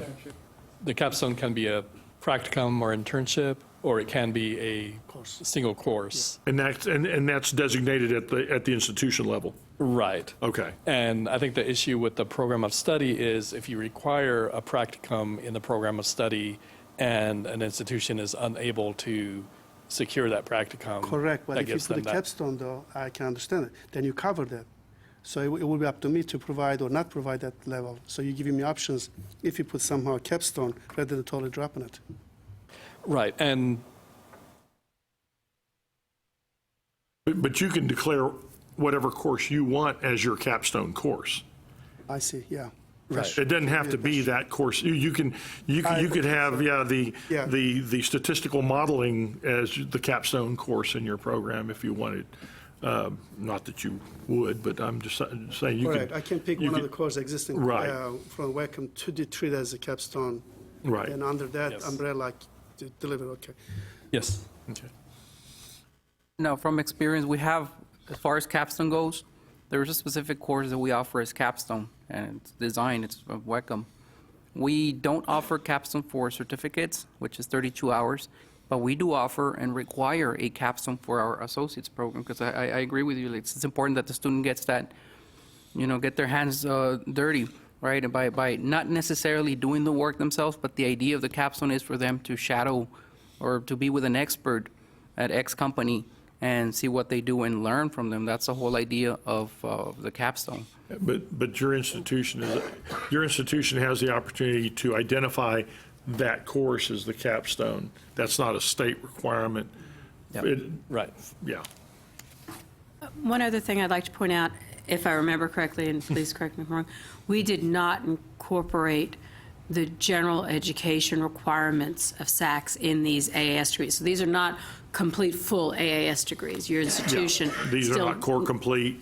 Well, this wouldn't be core. This would still Yeah. be just the 15 hours minimum Yeah. requirement of SACS to include. So this is not a Yeah, that's what I'm saying. just don't take for this as an but A. going back to that transferability, these are not core complete programs. So Right, but you Yeah. still need to Need add 15 15 hours, hours to each of these to meet your the SACS gen ed rules. 15, right. Yes.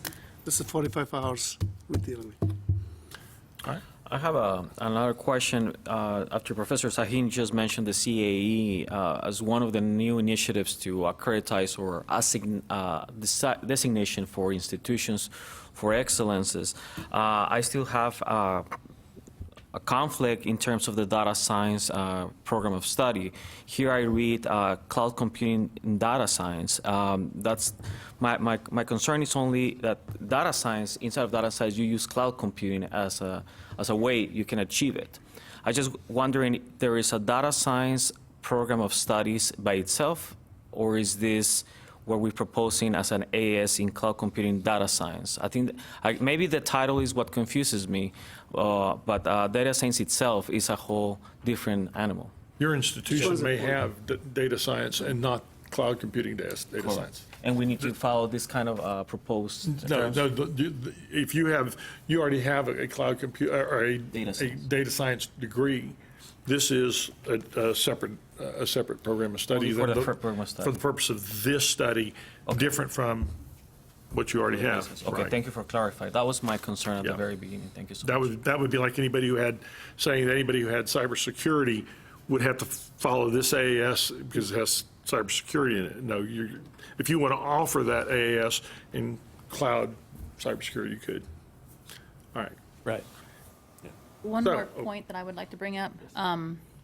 He had mentioned the CCNA 2 class does not have CCNA in the title.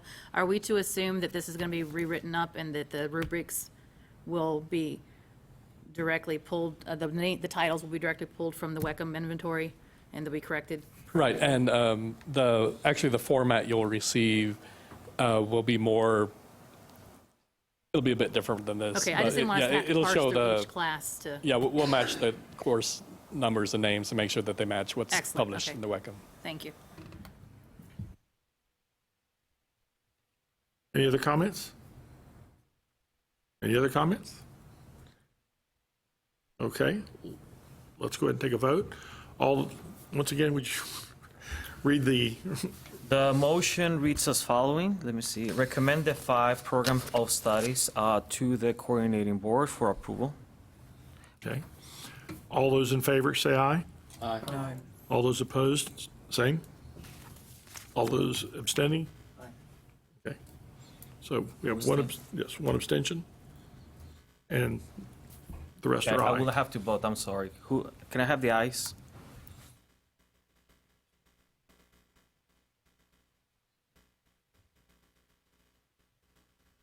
Then the nays? And then no nays, Okay. and one abstention, Larry. I'll say abstain as well.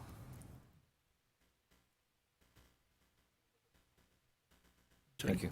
The motion passes.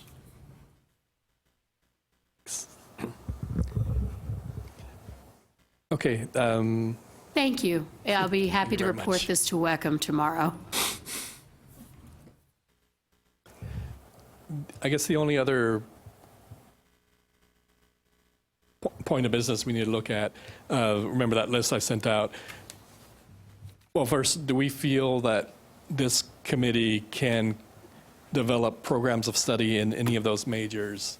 Or secondly, would this advisory committee like to appoint subcommittees in any or all of those majors? Are there any subcommittees that already exist in those majors? Not yet. Okay. You're looking at you're talking about the first four items on the SIP list?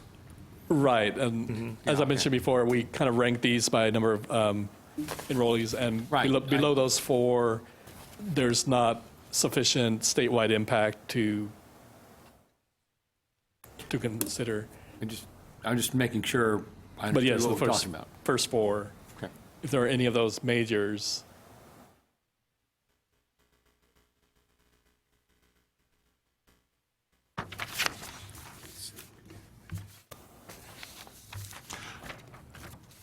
The, it might be worthwhile to assemble folks, subcommittees in each one of those four, and bring them together to be sure that they're in the right place. You know, I get confused when I see a 101 computer information systems and a 901 computer network systems, and the 101 information technology and the 101 business computer systems. There is in light of what I believe you may find when you go look at SACs, there may be some requirements to, and also for transferability within the community colleges, if we were to be able to possibly streamline those programs of study. Just so I'm clear, when you say programs of study, Right. are you talking about, you're not talking about these specific degree programs? No, under I'm this? talking about at the zip code level. But to understand the difference between, let's see, we have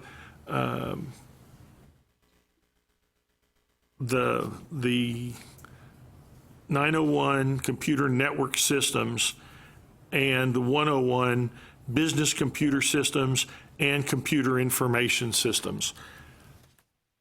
Yeah, let me first just give a little bit of background, and hoping we don't get too bogged down or concerned about the actual where they are in the zip codes. In some colleges, they will have the 110101 program, and they'll decide they want to add a networking or cybersecurity emphasis to that program. Well, rather than create a whole new program, have to go through the new program approval process, and likewise, they'll go ahead and add that as a specialization under their existing zip code. So part of it is the task you're proposing would be very daunting. Well, and I think what they may find is, and once again, we need some clarification from SACS on this, those emphases may be going away, the way that they currently have done this, and everybody's on a different schedule, and we are the ones in the bullseye. I just happen to be in the bullseye right now and are seeing all these emphases being stripped out because there's not enough differentiation. And so those institutions that may want to create a network and security, network administration and security, AAS, that's what it would be, an AAS networking and information security, as opposed to a network information security emphasis in computer information systems. Because how does that degree differentiate from every other award? Right. I think we're just seeing the emphases go away. But maybe it's just a nightmare I had. Yeah, and I'm thinking that task itself would be pretty Yeah. daunting for this So, committee. But David, you're So- talking about each institution. You're not talking about my program versus your program. You were talking about each institution. So No, I'm just talking about, if, is there, at your institution, you have an 1101 AAS and computer information systems. In my institution, I have an 110901 in computer network systems. And we find out that the degrees are identical. Why do we have two identical degrees in two different zip codes? That's one of the things that I know that SACS is beginning to look at. And right now, they're looking at it within the institution, but I know they're going to be going broader. If we can go ahead and kind of get ahead of that, if we can, at the state level, then we're going to make life better for every institution. Right, and so far, I think the only mechanism we have for doing that is if we propose a program of study in, for example, cybersecurity or network security, and we assign it a particular zip code, then that would kind of force all colleges to move that program into that zip code. And so I know it's a kind of chipping away at the problem, just piecemeal, Sure. but I think that really is the extent of our, as far as with our charge, Okay. our abilities. Okay. But it is a good point to bring up. And that's actually, earlier I was discussing that with David. That's exactly what we were talking about, to make sure that, how do we ensure that, like he said, two different programs, two different zip codes are offering the same thing, exactly the same thing. For that transfer, Right. for transferability, my students are under an 1101 and yours are under a 901. Is there going to be an issue with transferability, even if it's the same WECM course, but we're going from one degree to another degree? Right, no, and that normally doesn't even come up on, like, it's not, the zip code isn't listed in your catalog, it's just the program. Oh, So ours are. If, I would say I would, Our zip codes In- are listed in Okay. in our Interesting. catalog. but I think like on the student transcript, Okay, in a way, it doesn't say this student was in zip code Okay. 1101. It just says this student was in computer networking. okay. And so from that point of view, it's really just, again, it's really just the courses that, determine the particular program. So would we have the option at a future date then to, if we, as the marketplace changes, as the industry changes, to recommend the creation of a subcommittee or for a different program of study in the future? We don't have to do it today. I think that is within the Okay. purview of this committee. And I think it's important to make the point that this committee's charge does not include grappling with differences in how colleges develop their majors, their major curricula. It is specifically charged with developing statewide curricula that can be accepted across the state, in whole or in part, to facilitate student transfer.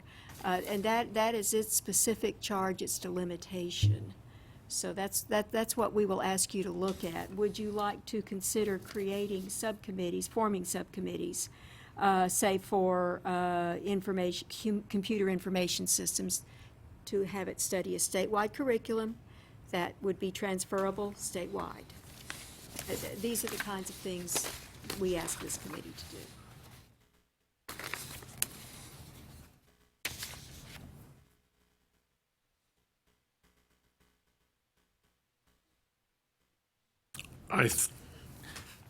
Does this fall back on that IT core in that 101? Is that where we're back to? Is that creating a program of study for computer information systems general and creating that core for that for that program study? Right, I believe, yeah, that would be an option. As you say, as different colleges, and we've had this in, well, for example, in the drafting and the HVAC and other programs have come up with, they would just say the first semester or the first year of a program would be this set of courses, and then the institution has the option to select the second year of courses. With the exception of perhaps the computer programming, I would offer that 101, 901, and 1003, year one in all the degree plans in the state are very, very similar. It might be worthwhile to, if we were to have those programs of study individually, look at that so that in those institutions, if they have those various degree programs, they can coordinate that IT core foundation program, and then branch out to whatever they have in their institution, or allowing students to go to another institution knowing that their first year is going to completely transfer.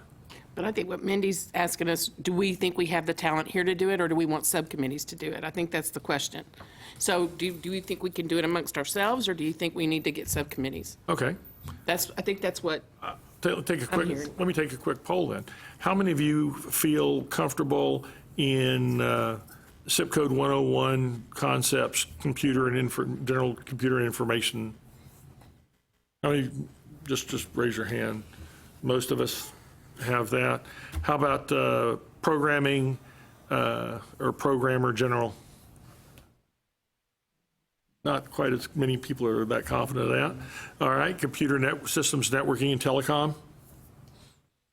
Yeah, once again, a few of us. Computer and information security.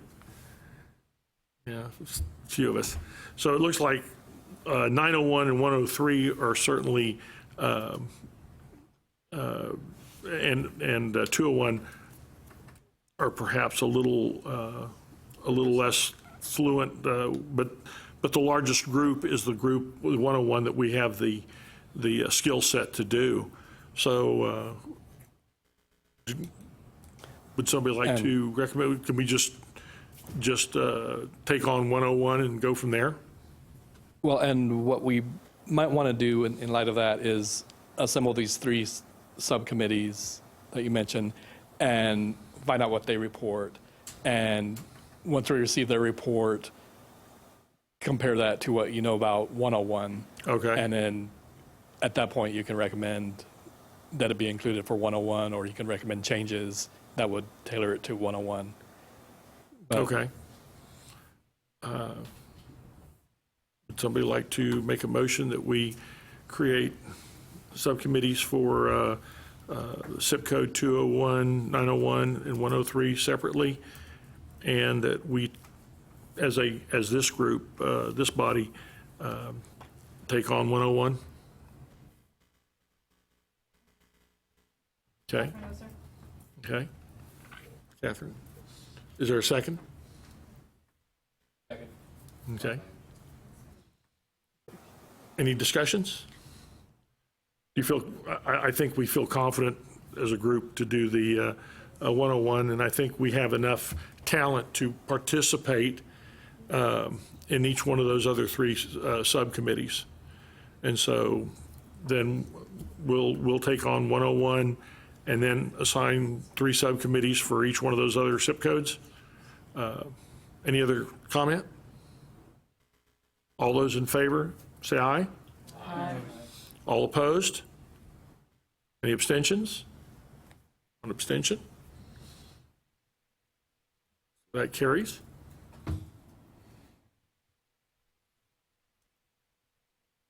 Can I think This would be a good opportunity for you to volunteer as to which of the SIP codes, who here would like to volunteer to participate in the 201, in the programming group? All right, we have, do you say that we only need two, or? Right, two members from the Two advisory members committee. and the co-chairs? Right. Okay. And who were those two hands? The two, Rivo? Henry and Nora? Nora, okay. For the 901 Computer Network and Telecom Group? Okay. Okay, since you and I'll be there anyway. And for 103? I can. Okay. Christian? Kristen and. Okay. And we have another one, we can always, we can take three, right? Can we take three?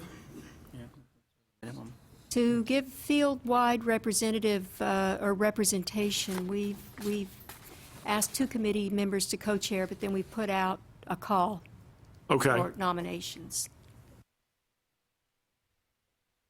Right. Okay. Good. So next is resources required for next meeting? Oh, May I just ask, I don't know if you want to do this as a team, but I was just looking at the enrollment for the webpage, digital media, and I don't know if that is one that, since it's over 1,000, if y'all wanted to consider looking at that too. I don't know how many colleges offer programs still in webpage design, but wanted to throw that out there as another option. But, you know, obviously you don't have to act on that unless you're interested. If I may, I know our college has a digital media program that is in alignment with University of Houston at the Sugar Land campus for that. So. and I know we're and getting it's ready picking to, up. we're getting ready to sunset ours because we just don't have enough students. You know, I think in some of the larger communities, they're going to have more opportunities than some of the smaller communities for those graduates, and so. We're right at the edge of Houston, so that's where it's coming in. Why don't we do these three first? Let's see how this goes, and once we can do that, then we can take down the smaller bites of the elephant. Yeah, we can certainly do that. I'd like to add that we are working on a new AS under 201 called Artificial Intelligence, so I'd be happy to share that work with your committee. Good.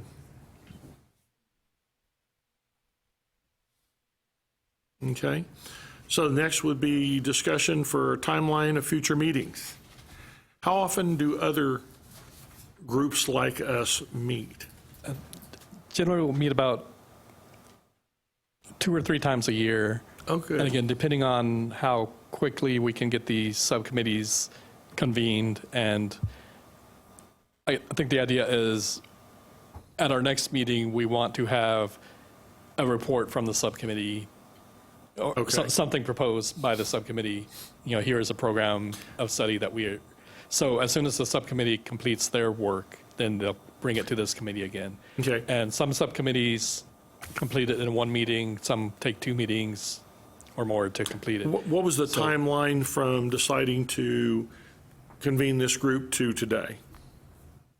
And this was accelerated, so it's probably started in June Okay. and it got to the September, you know, after we got the nominations and then got the room scheduled. So do you think So maybe about- we could have the other subcommittees meet by mid-February, knowing that early Yeah. February, late January, early February, but it's going to be starting back their semester, so give them a little bit of time to breathe before they miss Right.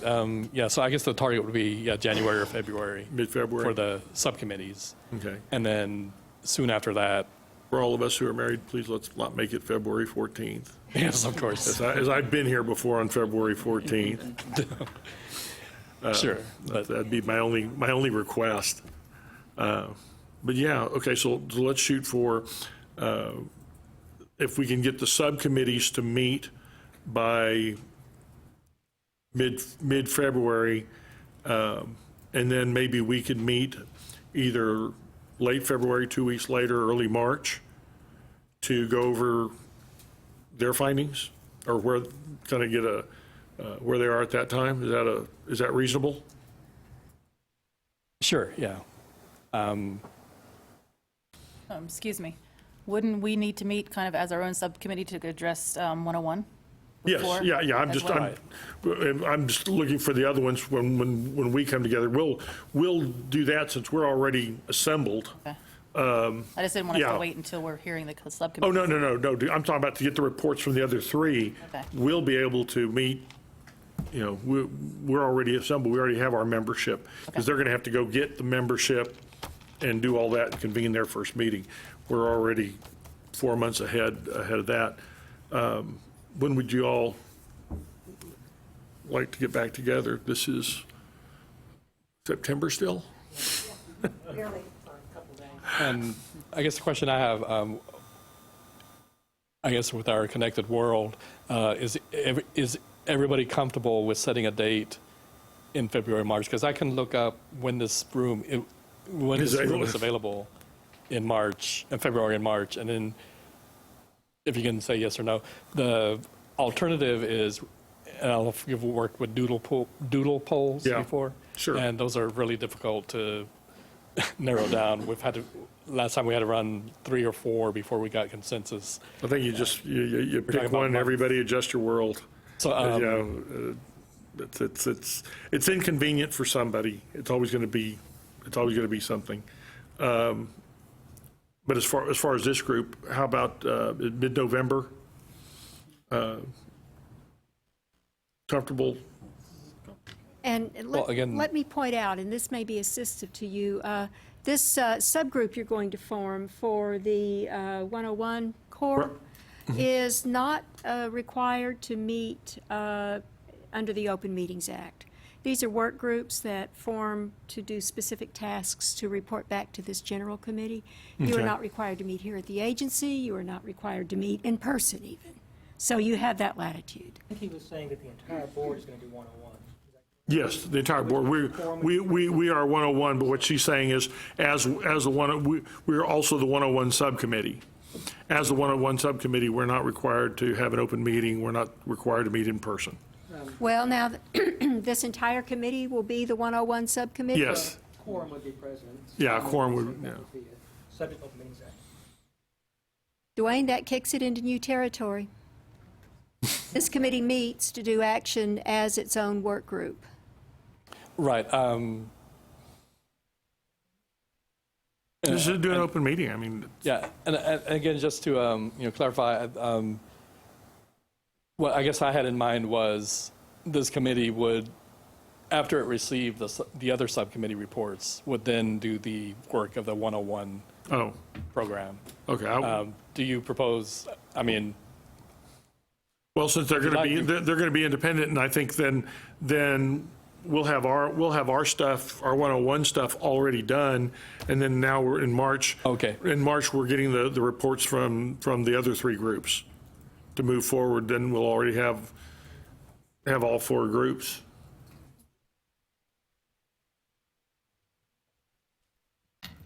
Is there a problem with that?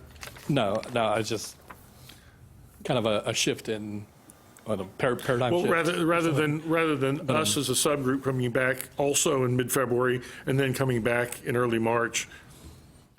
But my only question is, are we going to take the information the others give us to form that program of study? Are we going to use what they give us? We're not? Okay. Our SIP code, each one is going to be, the initial reports are going to be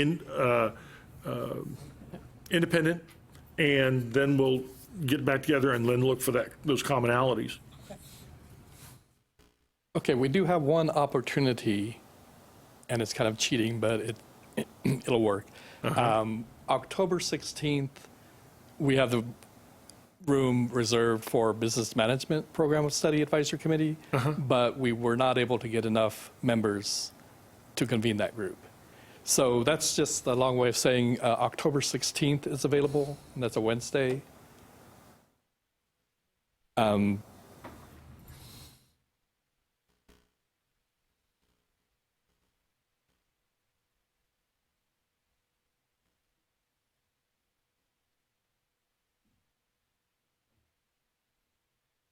Beyond that, Friday, October 25th is available. Yeah, yeah, as a cybersecurity guy, October's Cybersecurity Awareness Month. I'm speaking almost every day. It's Rubber Chicken Month. Every Rotary Club and Kiwanis Club and Texas Society of CPAs.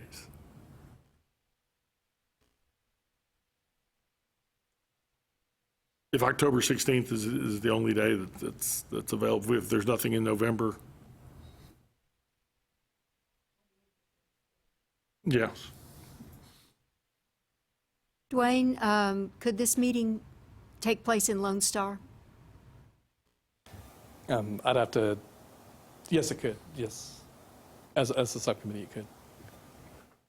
We have a second room with broadcast capability. It's not as well-equipped as this one. It's harder to get your faces on camera, but it is equipped for open meeting webcast.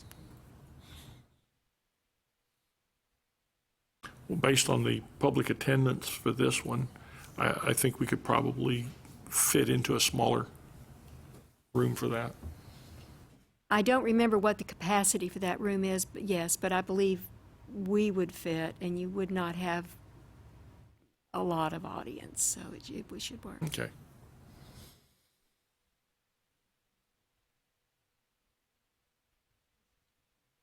What? The 16th. Oh, no. Just seeing what's available in that other room.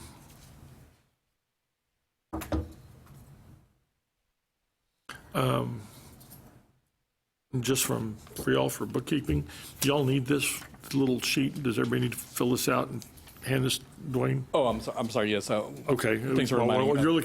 you're looking for a date and time, maybe the rest of us can use this time to fill out your Right, I appreciate it. And expense report.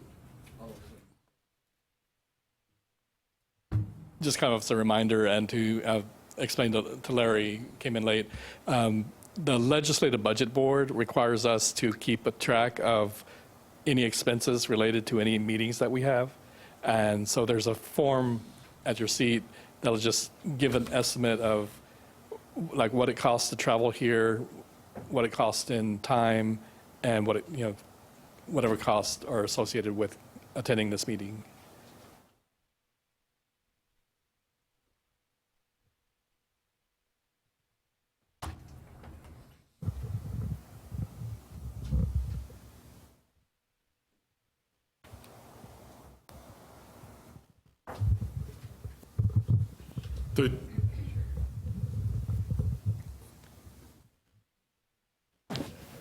We're just waiting to see what day and time in the other room. Is that what we're waiting for?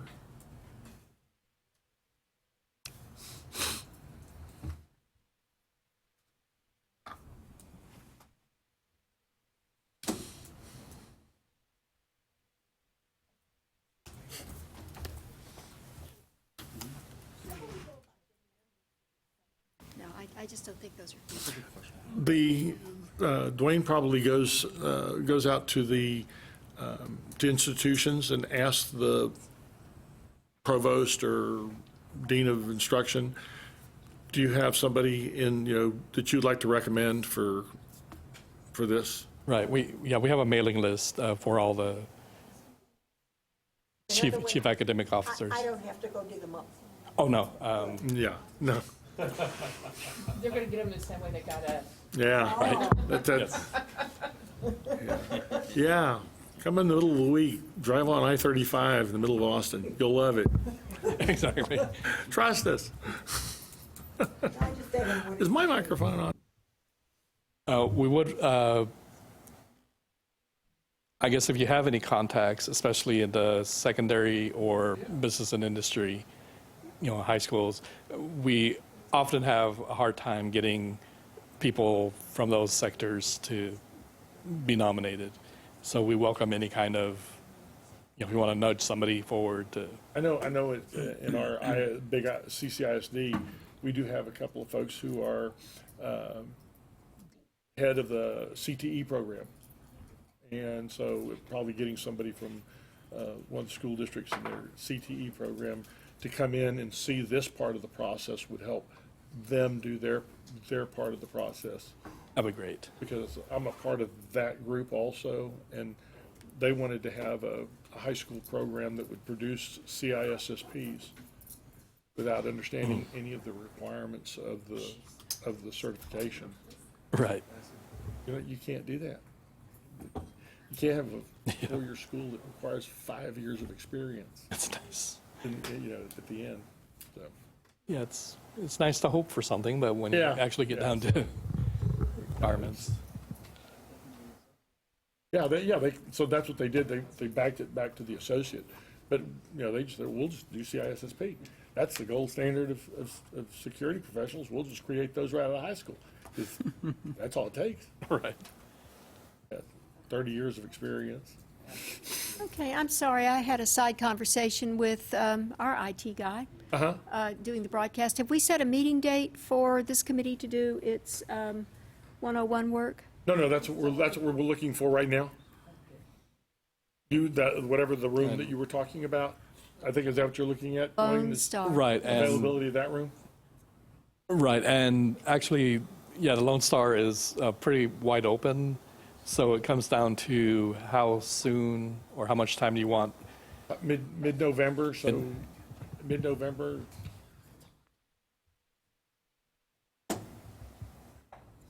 Okay, so we have the week certainly not the week before before Thanksgiving, but maybe the second week of November. Right. Yeah. Okay, yeah, 11th is Veterans Day, but all the rest of that week is available. Okay, so a Thursday on that? Is Thursday a good day for everybody? Does anyone want to go with? Shift it to a different day of the week from the standpoint, I'm missing Sure. the Thursday classes right now. Oh, okay. Let's miss Wednesday classes that week? That'll work. Yeah. This way you miss Tuesday and Wednesday. Yeah. Is Friday too much Sorry. to ask? Friday I think Friday works better, 'cause, we don't cancel classes. It works for me, Yeah. but I Yeah. figured. Okay, is everyone available on Friday? It'd be the Are y'all, 15th. what are your hours on Fridays? We're open all day. so- Okay. Just want to be sure we're not. Yeah. You have to take off no matter what. How about Friday, we leave the same time, 10 to 2? Yeah, 10 to 2 on Friday. The time Friday's is it. good, just a day. That's You'll send us November. that location, won't you? Right. It'll be, in this Lone building, Star just room. up one up flight one of floor. stairs and pretty much directly above this room. Okay. So, toward the back of the building and then up one flight. All right. So then our 101 subcommittee work will be done November 15th, Friday, 10 to 2, 10 to 2:30, whatever. Here at this location in the Texas room.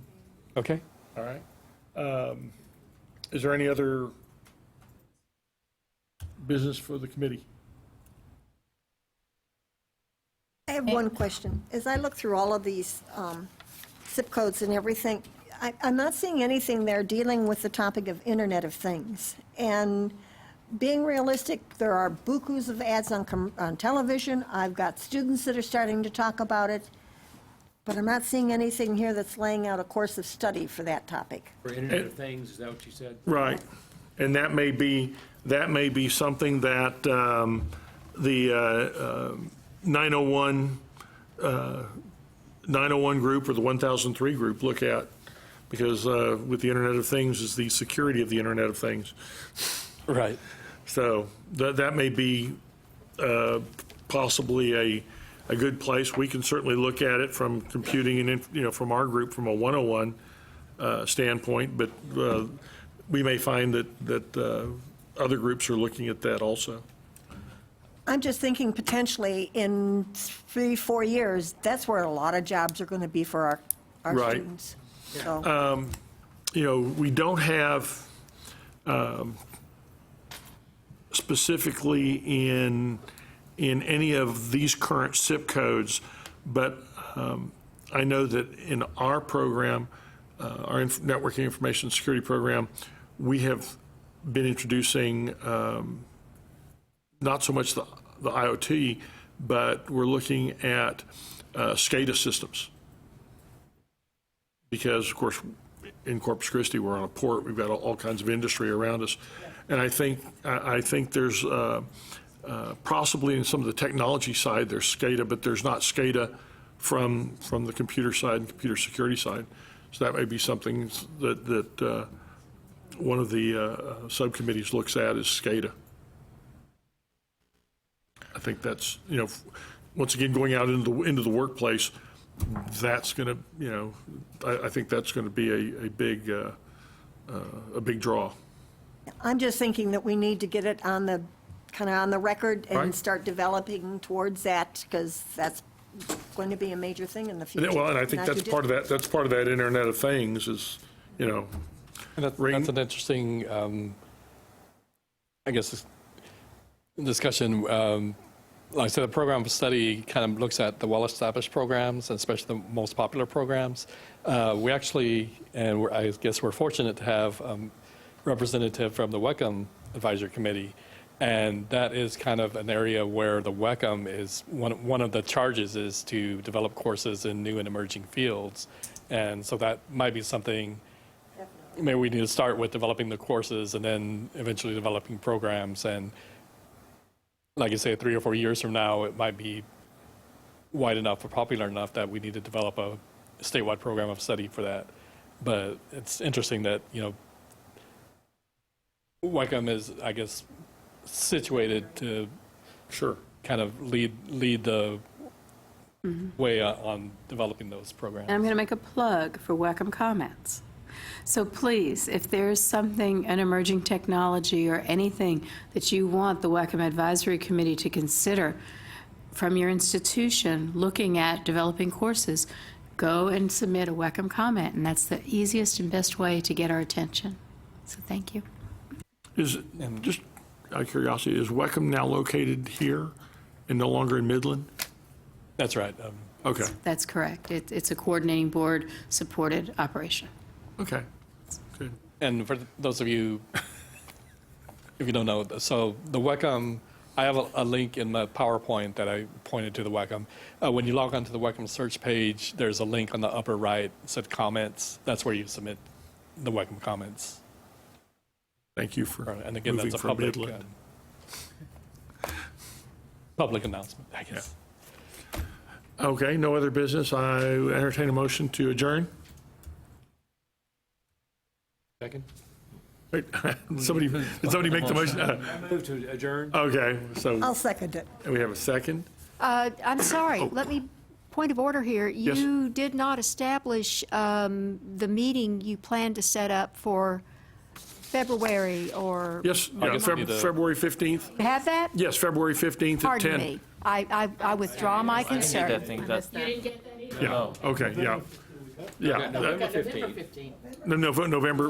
November 15th. That's because, Yeah, Friday, That- November that- 15th. that- That's the 101 subcommittee. Correct. Do you want to schedule a meeting, and I recommend that you do so, for the general committee to meet to consider the work of the subcommittees you've commissioned that we will put together, and your own work in comparison? And that's what we're looking at in March. Yes. Do you want to go ahead and get a Okay. date planned before you adjourn? Good point, yeah. So, again, What's our availability in March? Are you saying? Yeah, oh, Mindy, are you Yeah, spring saying, break in you're March saying we and should we're all hold probably that different. in here in March as opposed to the Lone Star Room? that's right. Yes. You can hold it in either place. I would recommend that you do your meeting under the Open Meetings Act, although you will be doing that one under the Open Meetings Act. I recommend that you have your next meeting in here. The broadcast capabilities are better in here. then how about, let's move it to the end of February? Because we're gonna have the other ones meet at mid-February, no later than mid-February. Right. And so that we'll have whatever their reports are in a timely manner to be able to look at them 2 weeks later. But didn't you say some of them have to meet twice? No. No? No. In some cases, they do. They may choose to meet twice, but we can, what we can do is see what their initial findings are, what their initial plans are, and if they do have another plan, if they do have another Push the meeting meeting. planned, yeah. We won't know what the subcommittees are going to do until they Do it. do it.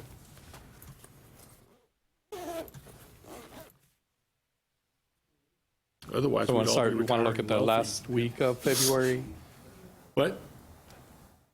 So for this, do you want to look at the last week of February? Yes, please. And so far, we have a wide open schedule. Oh, okay. Again, we like, Do you think, what day is February 14th? No, that's not the end, that's not the, what's the last Friday of so yeah, Friday the 28th. the 28th? Yeah, it would be a leap year. Okay. Friday the 28th work for everybody? No. Oh, you what? Faculty meeting? Oh, then you went Thursday, Or Oh, the yeah. 21st, the 21st, 21st. 21st? Will that get the other groups enough time to get their information together and? I think we should at least have two of them Okay, by then. I mean, hopefully we'll have all three. okay. Do you want to defer this meeting until March? I know Well, spring breaks that's come when we up in first started, March. but we got spring break in there and all different spring break schedules. Then, all of a sudden now we're in April. That's kind of a, Unless you do the first week in March, nobody has a spring break the first week, do they?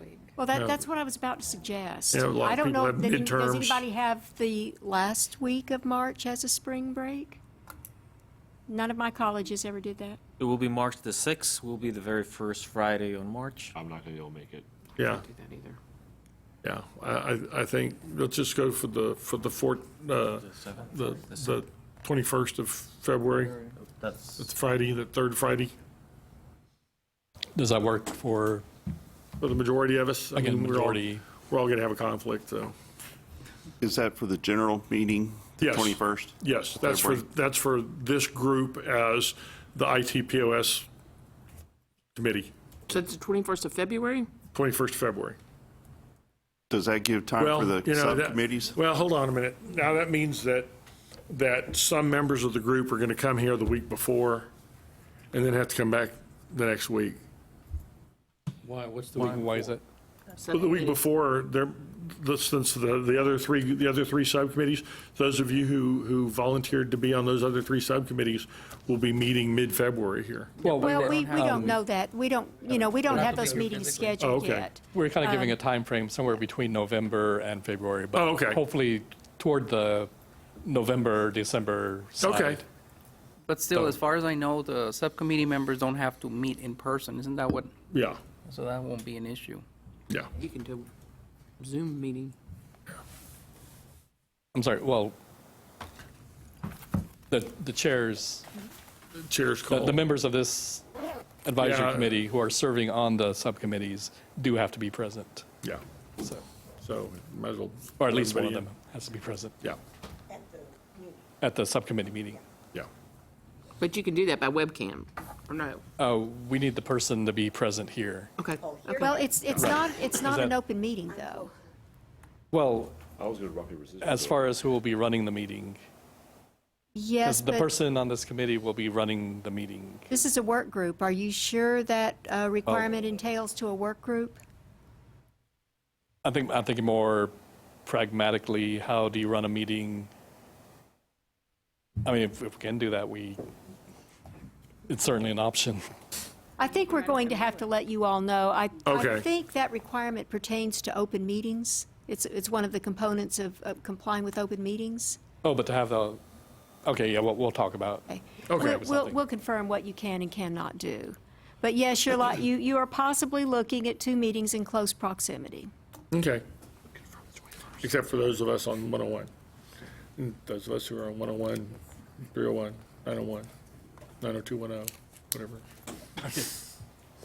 So so we've set it for the 21st 21st, at the same time. same time. 10 to 2, 10 to 2:30. And you will hear another meeting. Yes, we'll send it out a meeting notice. All right, okay. Any other business? Okay, now we'll entertain that motion to adjourn.